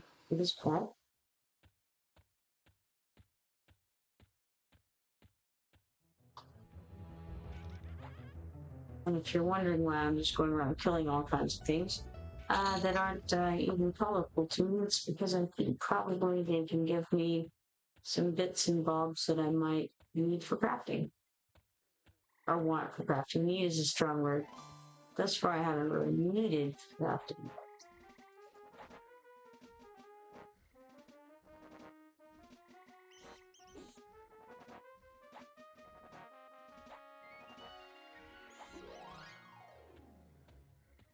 Okay, here's one of those mystics. These guys can drop those mystic dolls, and I think that they're used to turn into somebody. I can't actually remember, but certainly they give you a little bit of charisma boost. And my thought on it was that if you put that on right before you trade with people, that you get a little bit better deal on the NPCs, that is, specifically. Whether that's true or not, I'm not sure, but that's my understanding.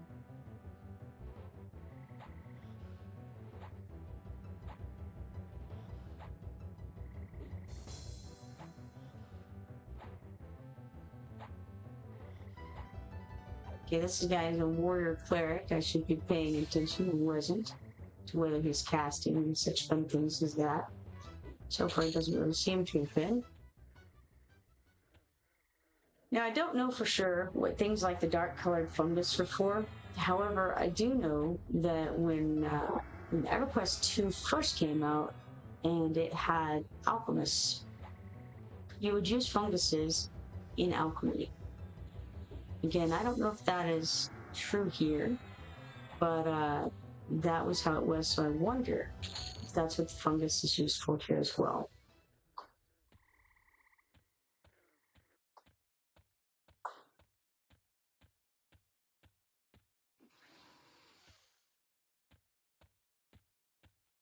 It's another thing I wonder.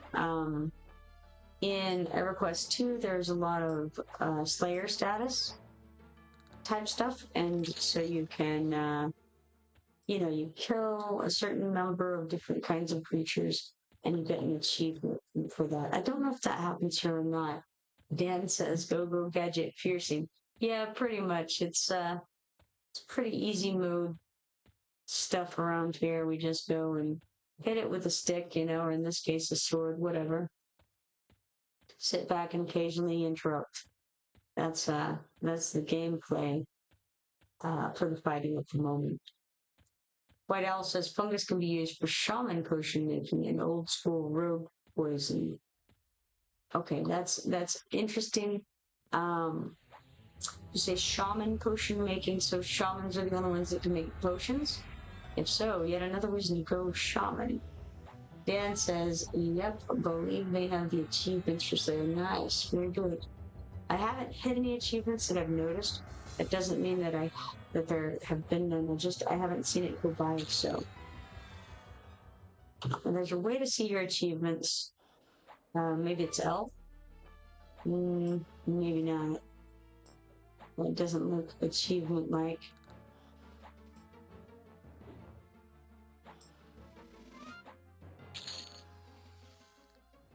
Try and press on some different things here. But I don't see achievements in those windows. I'm sure they're somewhere. Let's try the options window. Character, maybe? Yes, achievements within. Alright, so, oh yeah, Slayer, right there. Okay, cool. Mega death? I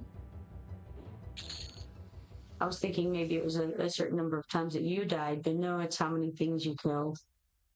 Okay, I see. Force of nature, highly decorated, progressive. Let's say special. I'm a people person. It's a word for people with your kind of social skills. Oh no, that's terrible. Okay. What keeps mankind alive? Not the blade, certainly not you. You've proven yourself as the bane to all things man by slaying all the humans. Nice. All right. It's a good group of achievements for this. And what do you get as a reward? Ah, there we are. Your reward. Let's try that. Player flags. So you get suffixes. Prefix and suffix. Interesting. Dan says shaman potions equal alchemy. All classes can make now. Okay, cool. I think it's /ACH. You think that leads to the achievement window? Let's try. Let's see, /ACH. That does work as well. White Owl says Megadeth from how many acid shrug songs your board plays during the game. There it is. It sounds right to me.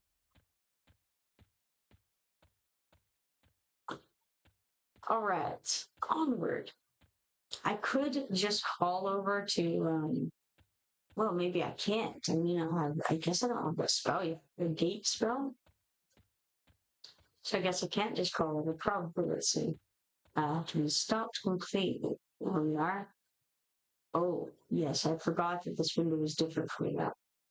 But regardless, I don't have gate on there, so don't think that I can call over. I could die over. Just go get myself killed. And now it'd be easier said than done, I think, for me to get myself killed here. But that's okay. Dan says gate will be from your shaman. Very good. I like that. It was suggested to me earlier that I do beast lord instead of shaman and that you get the same kinds of stuff. But I'm feeling like, I don't know, maybe you do and maybe you don't, right? Because, gate is pretty nice. I didn't realize everybody didn't just get it. And, being able to make potions is cool, but you said that you think we can anyways, so there's that. I guess I didn't have an auto attack turned on, and that's why I wasn't attacking you. Warrior Paladin this war. Dan says I'd stick with Shaman personally. Beast Lords are great, but I think more synergy with Shaman. Yeah, I agree. I don't know, having not played a Beast Lord, how it is on here. I've played a Beast Lord on EverQuest 2 before. And the thing is, I was definitely enjoying the Shaman. So for now, as I told the phone. For now, I think I'm gonna stick with shaman, and then later on I can certainly switch it out and try different things spread out. But for now, I think that's where I'm gonna stay. Dan says Beast Lord is a hybrid of monk and shaman. White Owl says everyone gets origin, but that is not the same. No, that's definitely not the same as gate. Because if I have origin and gate, then I can have gate. I was using it previously to transport to Oggok with origin, and then from there I could go to East Commonlands with gate and be near Pickfalling, which is quite nice. Oh, we've got a, what is it? It's a rusty short sword. So you know what? We're going to go with auto store on the rusty stuff for now. Dan says, I believe gate also qualifies as ritual. And Zertgard says, haha, I had to try working a compo guide tool. I haven't gotten anyone to actually try the BBB Bard Berserker Beast Lord yet. You have an important combo of Bard Berserker. The Beast Lord is the best combo without a hero. I see. Makes sense. Could have just asked. But yeah, I've, as I mentioned, I have done Beast Lord in EverQuest 2 before. It's not my favorite class. It is different. If you want to play something a little bit different, but it's kind of, it's not, I don't know, not my cup of tea for the most part. And it may be very different in this game, I'm not sure. White Owl says I've been running Bard, Rogue, Druid. We have a bouncer coming to play.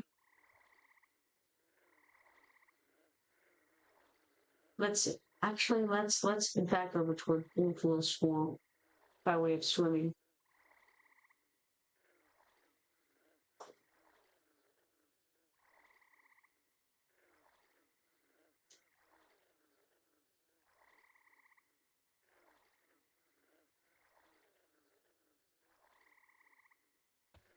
When I was deciding on what class to do on closed beta, I really don't know exactly why I chose to do the combination that it did. It was just kind of like, I thought that Ogre would be a cool class to try because she's funny looking and that amuses me. And I'm all about being amused. So I was like, yeah, I'll go with Ogre, right? And then you're limited, right? You've got to choose primary class based on your race. And so I was just looking and I thought, well, yeah, Berserker is in EverQuest 2, it's a high DPS, but also can tank if you know what you're doing kind of class. So it's something that moves you along a little quicker. And then I thought to supplement that would be good to have a bard because again I'm basing this off of EverQuest 2 stuff, so it's not quite the same. I didn't know how dissimilar it would be. It's quite dissimilar, but regardless, I thought it would be good, and I definitely think that it went well for me on closed beta. And then when I hit 10 again, I didn't really know what I was going to choose, but I thought, you know what, toss in some heals with the you got utility, you got some DPS, you got some tankiness, and then throw in some heals and you got a group. Dan says my two of those do a lot of fun. Monk, Rogue, and Cleric, and Shaman, Wizard, Necro. Shaman, Wizard, Necro. That's interesting. That would be a very good character for grouping. And since you're boxing, right, Dan? I think, and so I could see why that would be a very nice combo for you.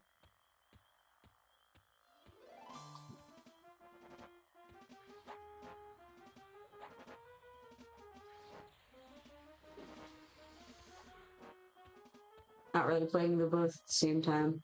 Okay, I see. I assumed you were, I guess.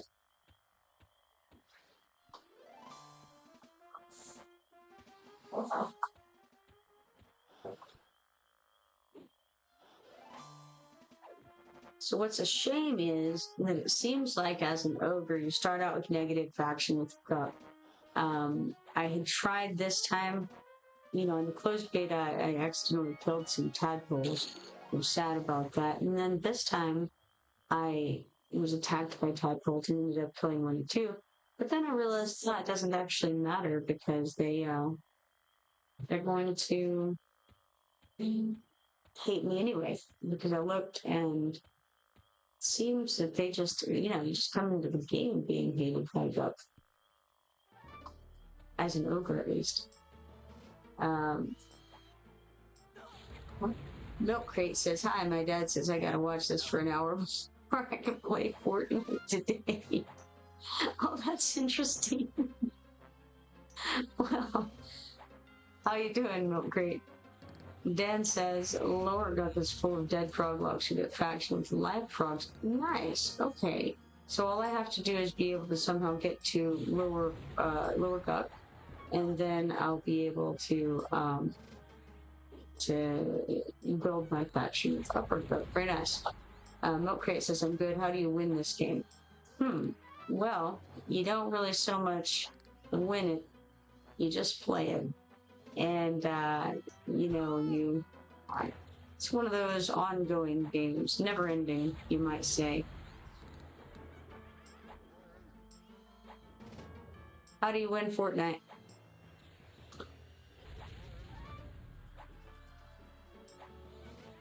Dan says, "Yeah, lower gut starts around 25 to 35, depending on class / career / experience." Well, that sounds good for me. I'll take it. Not yet. Level 9, I'm not going to give it a go.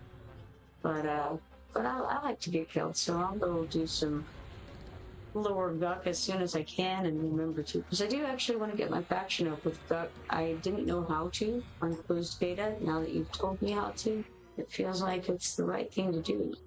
Gotta try to make peace with the frogs. Killed a good number of their babies so far in this beta here that we're in. But I don't think it's enough to put my faction too terribly down. Let's have a look. Let's go /faction.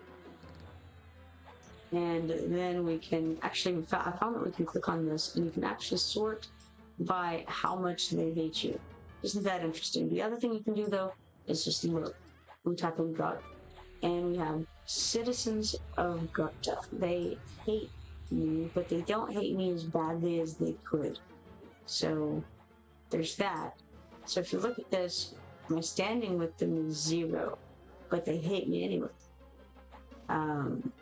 So interesting, right? Frogloks of Oggok are the ones that I think I've had some interactions with as far as faction goes, and as you can see, they don't love me as much as the others do, which is not in me at all. We've got negative love. Dan says upper Oggok, it's a fun dungeon too, but yeah, you get negative live froglok faction killing there.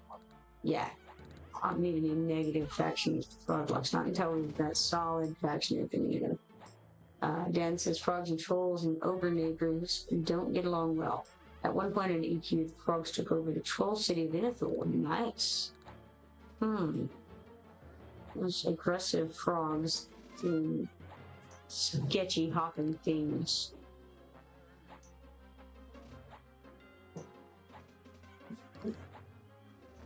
My understanding of their, you know, you get a lot more of the lore, it seems, in EverQuest 2 than I've seen so far in EverQuest 1. Howsoever, in this EverQuest Legends version of it anyway. I don't know if that's accurate or not, because I haven't played it long enough, but you certainly get a lot of lore in EverQuest 2. And I'm continually, you know, wondering how much of that applies in EverQuest Legends. Milk Crate says you have a very kind voice. Well, thank you. Dan says they made that change when Froglok playable race got added. Booted the trolls to the nomad camp. Nice. Let's come get this bear cub, because you know what? The bear cubs can drop some bear meat, and then we can have some bear sandwiches. I tried to get off the heel, but we're not having that. There's a marsh bear, another marsh bear cub, I should say. I bet he's gone through the tree. He's like, tried to hit him. Yeah, there he is on the other side. They look like they're stuck in the tree, when in fact, they've gone on through the tree and they're booking it. So you can't trust it. There we are, that's more like it. White Owl says, was it Kunark or Velius expansion where trolls got kicked out of their starting city and moved to Myriad so froglok pieces could have a home? Yes. Apparently it was whenever froglok playable range was added. I don't know when that was. You know, frogloks were added to EverQuest 2 as well. And I'm trying to remember when that happened. I don't know. You know, I never was into the frogloks myself. They're very, they jump up and down a lot. And it makes your screen very bouncy. If you're doing first person, if you're doing, you know, I don't know. I'm not sure. I'm more of an over the shoulder watcher, but for me, I don't know. It's not my thing, I think.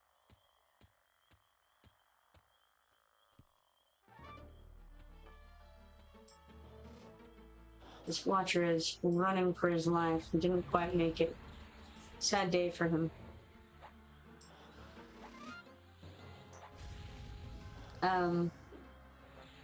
Dan says, Ikesha expansion, I think, for frogloks being added to EQ. Ikesha, Wars of Ikesha. I remember that being added in EverQuest 2 as well. And that maybe when the froglokes were added there. I'm not 100% sure on that. Oh, the life tapped me. Couldn't interrupt it. Intera June says, I thought EQ2 launched with frogs. I don't believe so.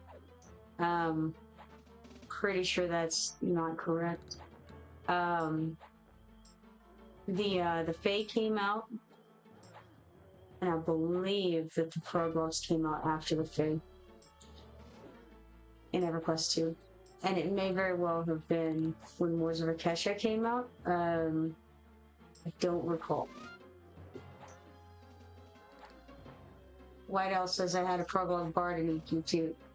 Everyone loved listening to him sing. Not. Well, you know what? Everybody loves a bard. That's the way it is. Doesn't matter how beautifully they sing. As long as they give those utility boosts, everybody's happy.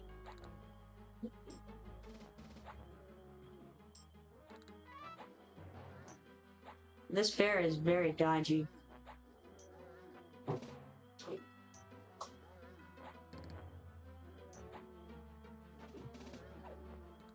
He's a warrior monk. He doesn't really seem to be casting. I know that in EverQuest 2, monks have heals, but I haven't seen him toss any heals on.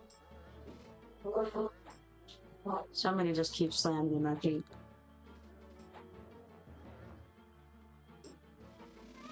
White Owl says the bear is a warrior monk, so lots of dodge. Yeah, that's definitely what's going on here. Tons of evasion. Milk Crate says, is that you in the middle? It is. It is indeed. Isn't she lovely?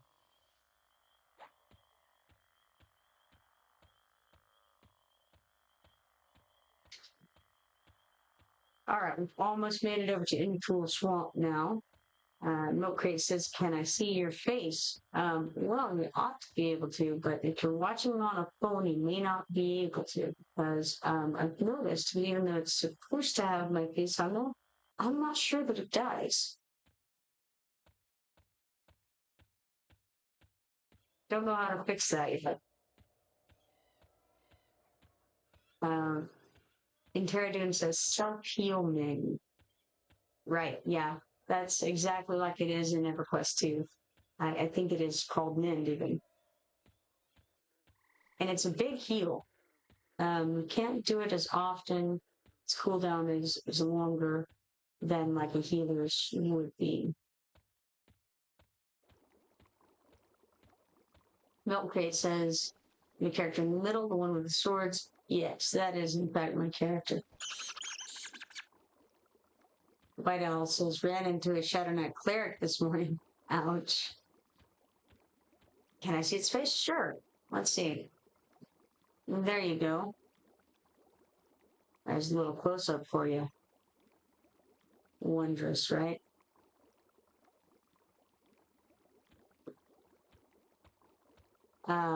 Yeah, so Bucket Joe is actually like a Shadow Knight Paladin, which is hilarious. I can't remember what he said he chose as his third class, but I thought Shadow Knight Paladin was pretty interesting. Milk Crate says, "Did you draw that?" No, they drew it for me. I just chose it.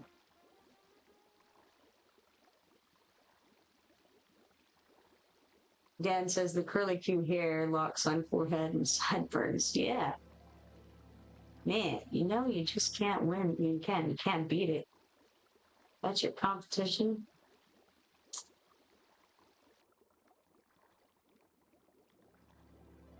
Milk Crate says that's cool. Yeah, absolutely. Fun times. I'm gonna go see if I can find this fat alligator that it should be to the north over here occasionally, and hope for the drop that one can get from him, which is it's a arm, I believe, of one of the ogres, and it's for quest. And I did it on closed beta, but I had actually picked up the quest, and so I have no certainty of whether I can actually pick it up without having the quest, without being on that step. Milk Crate says, "What kind of monster are you?" I am an ogre, big and bad ogre like Shrek, except of course much more beautiful than Shrek ever was. Can't beat it. I guess more like Fiona.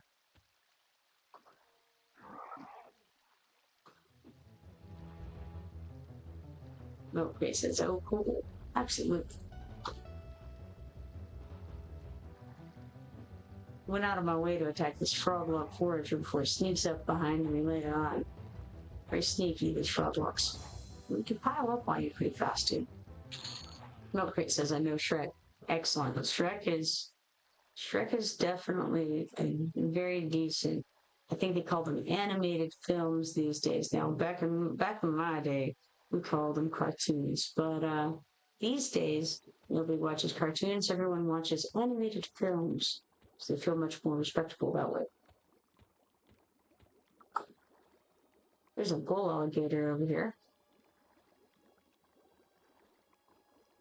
He's not quite what I'm going for, but I think I'll go after him anyway, because maybe I will. He doesn't disappear. Because I have a suspicion that he may be a placeholder for a fat alligator. Possibly. May not. There's only one way to find out. Not that I will find out from doing so. I just think it's probably true.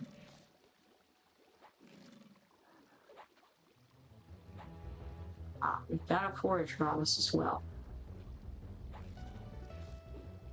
Now, the bull alligator is a warrior, and I also note that I failed to change this zone into a difficulty level 4.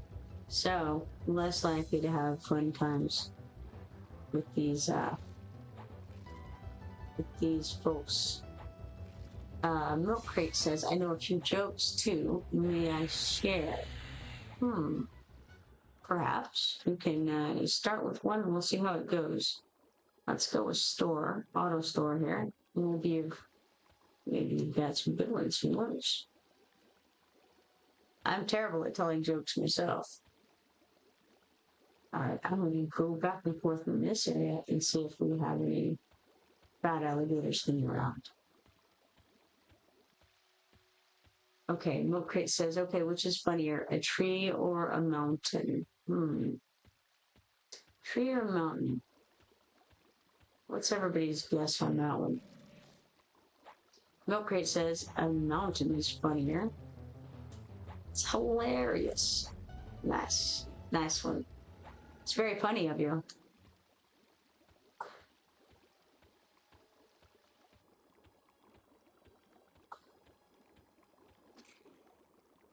Milk Crate says I also know a joke about paper. It's terrible.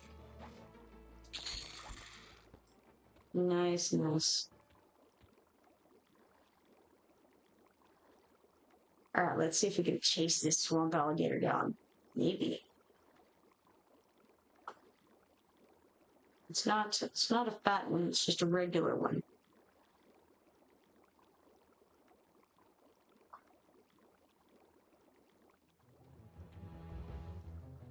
Ah, so close, and yet so far away. Just doesn't want to get hit, does it?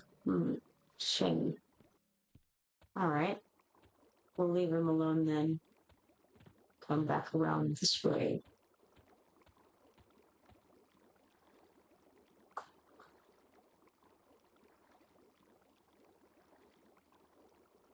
A giant rat.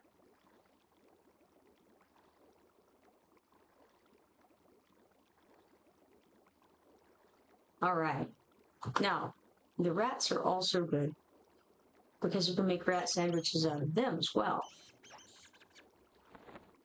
And, not that I'm exactly low on food at the moment, but soon I may be going to play with some friends perhaps, and whenever I do, I will be able to hand them some food as well.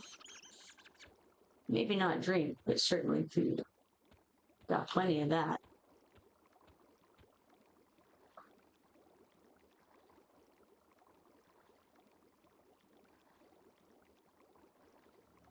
I haven't paid enough attention to what the swamp alligators drop. Ah, gotten begging up a little bit. Great. To 23. I'll work on those skills, you know.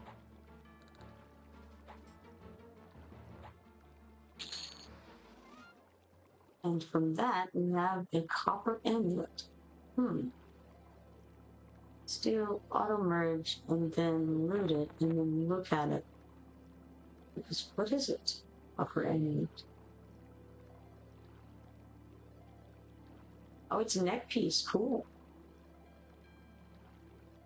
I doubt it's, yeah, it's not nearly as good as what I have on, but still, neat. I'll take it.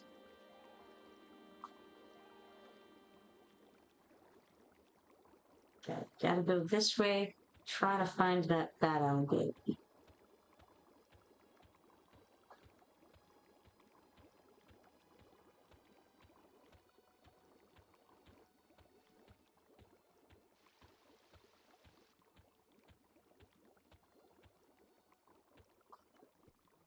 By the way, Dan, the gear seems to be doing quite well.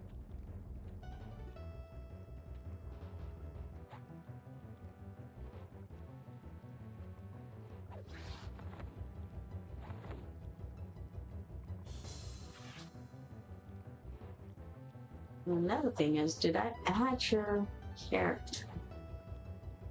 I did, yes, okay, I'll add your character to the friends list.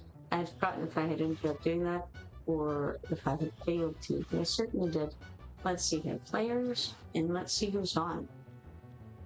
What's interesting is, just because they show up on here, it does not seem to indicate whether they're on or not. It just shows that they're on the friends list. So it looks like Oggok is not on. I'm going to do who here. Cannot perform that action right now, just because I'm in the mid-fight. They don't want me searching for friends when I'm fighting. You know, that's weird. You would think it would be the best time to search for friends. In the middle of battle, and you need to say, hey, help me, help me. Alas, it was not the way. This warrior here is a little bit tough, too. Let's try it. Ha! Well, let me do it that time. So, looks like Cro-Magnon is also not on. Well, probably makes sense. Let's try Rindy. Nope, none of the people who have populated my friends list thus far currently playing. Shame.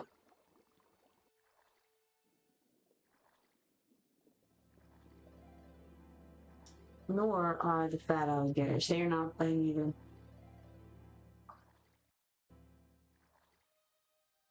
Probably they're hiding. I heard that there is a hungry ogre out searching for them.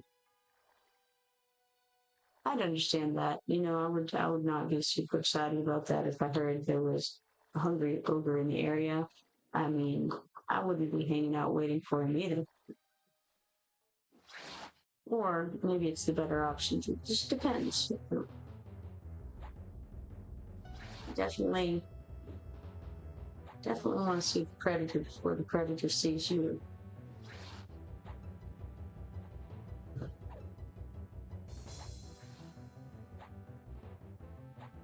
Got a kobold hunter. And here comes the froglok forager to join the prey as well. And we're going to finish off this giant water moccasin first. Then this one's a warrior, that one's a warrior. Yeah, let's go for it. Doesn't really matter which one.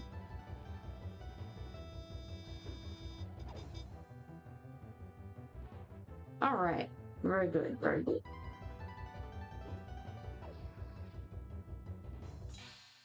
Because these are warriors, I'm not holding back in the slam.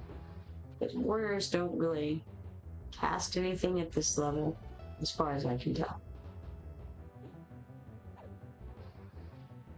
I was having the same experience in Befallen. They just don't seem to be big on the casting. To check on this hunter and make sure, yeah, okay, so they're all just warriors. And try to intimidate one.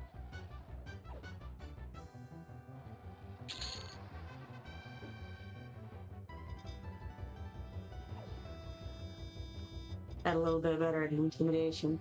We have another froglok coming up on us, which I'm not too concerned about.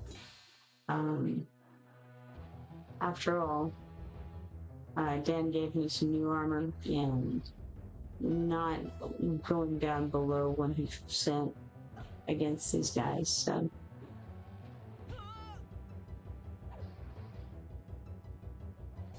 Not too scary.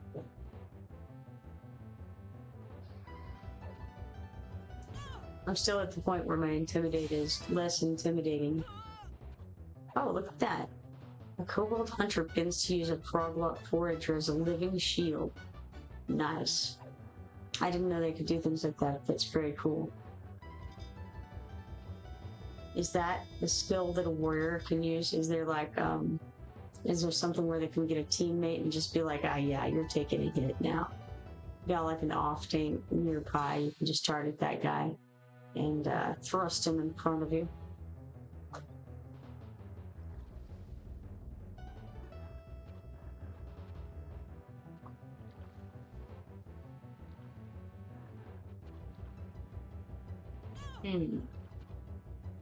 Where did that guy go?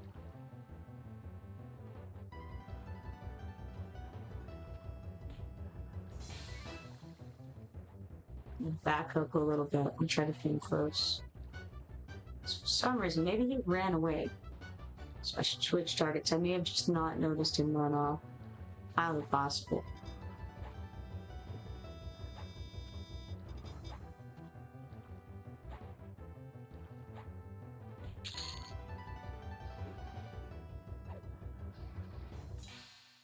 It's going all okay overall, I would say.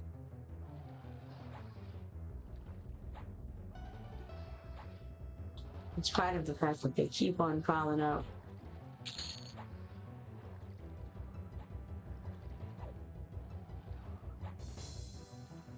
So far, not really going down very much. Now I am in evasive stance, so the hits are going first to the, uh-oh, it's, I don't like that at all. He's escaping. No, can't catch him. That's alright. We're gonna let him go. He can go gather up some more friends, it'll be fine. But I don't want him behind me. So we'll go this direction instead.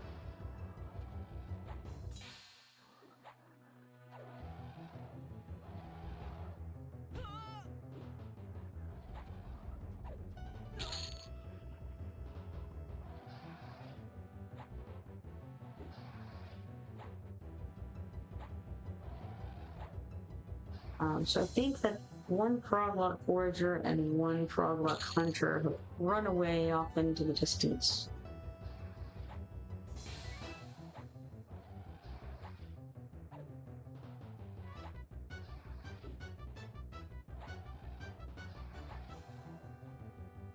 I'm gonna back up so we can try to get them in front of me again.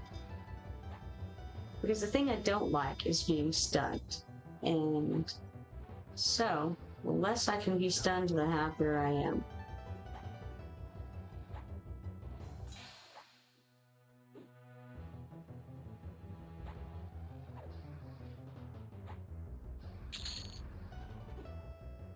Yeah, I think I just have this one forager and one hunter left in front of me. And then the other forager, I believe, is the one who took off somewhere into the distance. Got a woven mask +1. Let's auto merge and move.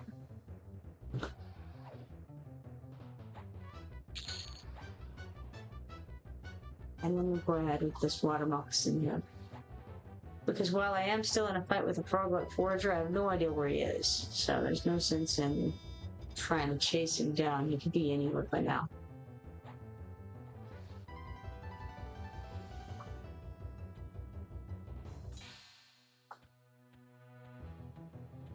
Go try to get this bull alligator instead.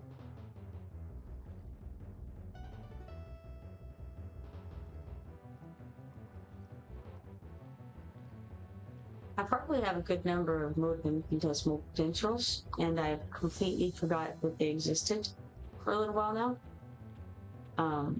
So I should probably use them, and I can level up my skills a little bit, or my spells, I think.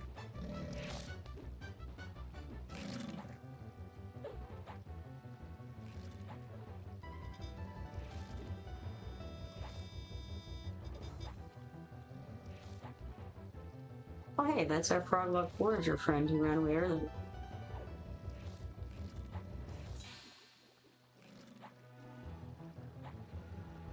He decided to come back. It's very nice of him.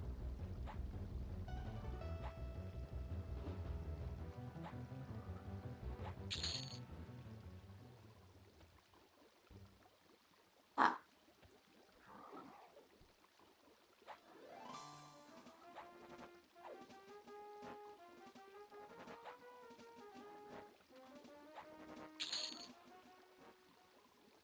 Alright, excellent. Now, how about that alligator?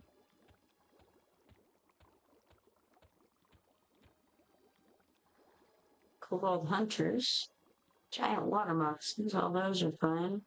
I feel like I had seen a bull alligator this way, or maybe not, but I think so. I definitely want to go after any of the alligators. Try to encourage that fat alligator to come and take revenge on me.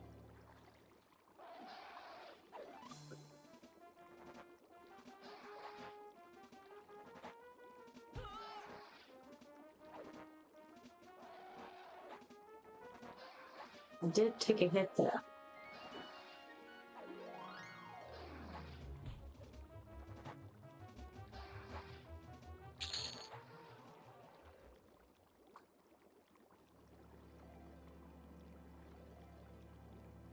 Spear this ship.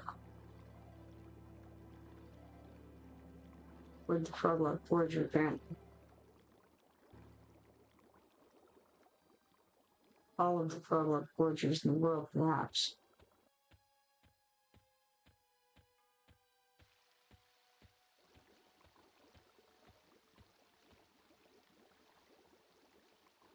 Got a swamp alligator over there, and one of the fungus men.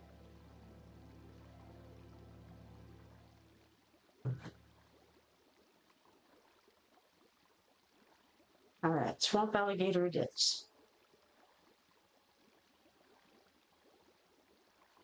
Looks like I'm almost out of time for the moment.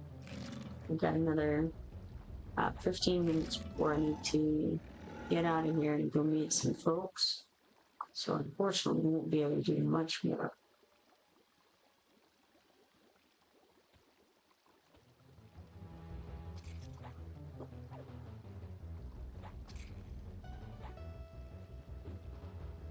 Now the rangers have a heal. There it is. And so you want to be careful with that, because of course, any amount of healing that these guys do makes it take that much longer for you to be able to kill them. So prevent them from healing, and that is ideal.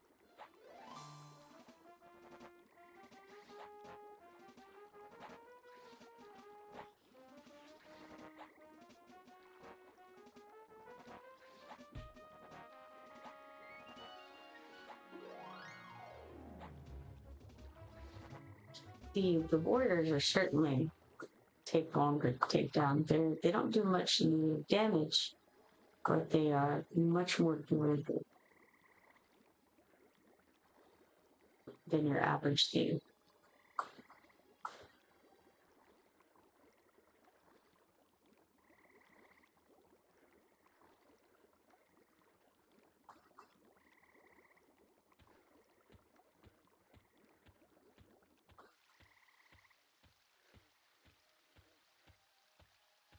That forager is attacking. I guess I'll do it. I suppose. Got a little better at begging while I was at it.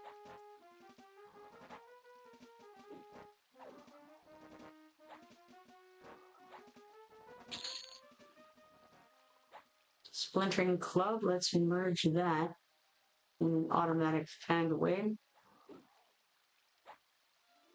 And now that I'm this close to it, I think I'll head over to row and zone into there before I call it. Let's take this water snake while we're in the area. So, fortunately, everything has pretty much gone to the storage except for this woven mask and this copper amulet.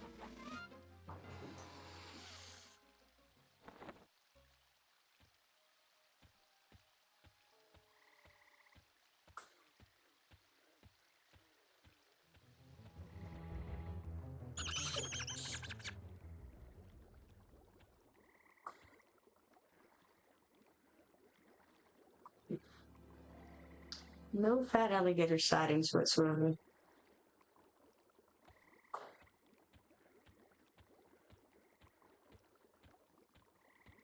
What a shame. There's a bull alligator up there, though. May as well get him while I'm in the area, right? And that froglok will also attack me. Fungus man may as well. And kobold. All of the things.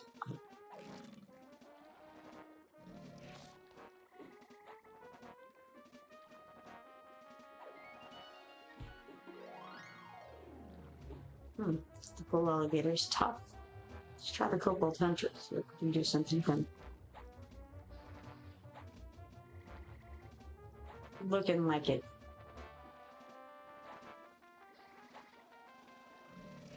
I can get that froglok on us as well. Maybe not. Looks like he's swimming on by. He doesn't care that much.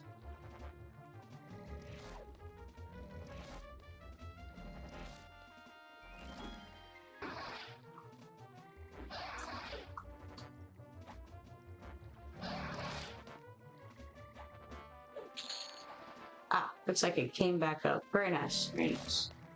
Saw that it dropped. I'm like, what's going on over there?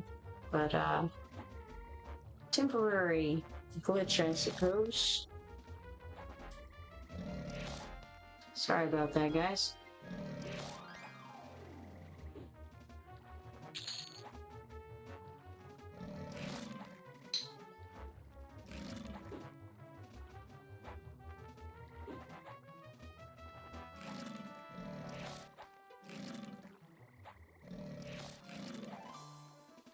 Slowly but surely, we're getting through this bull alligator.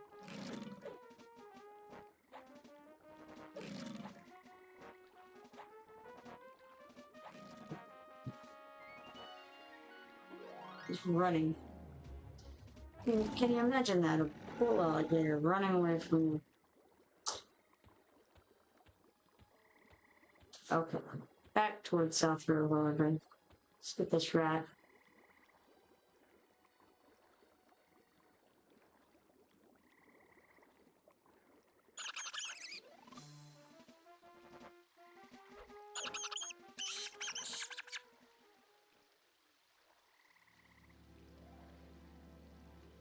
I have enough stuff to make some more edible brew here soon.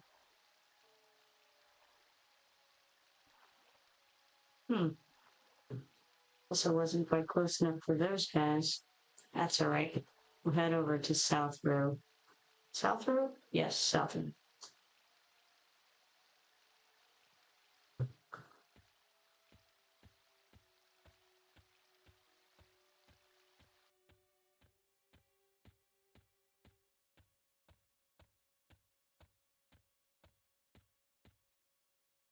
All right, zoning into here, and then I'm gonna have to call it for a while. Hopefully I'll be back on later this evening, but we shall see. You never can tell with me, right? But anyway, I'm gonna go ahead and call it here in South Road. Hopefully I will see you all later. If you're not following me yet, be sure to follow me and turn on notifications so that you can see the next time that I go live. Hopefully I will see you then. Have a good time.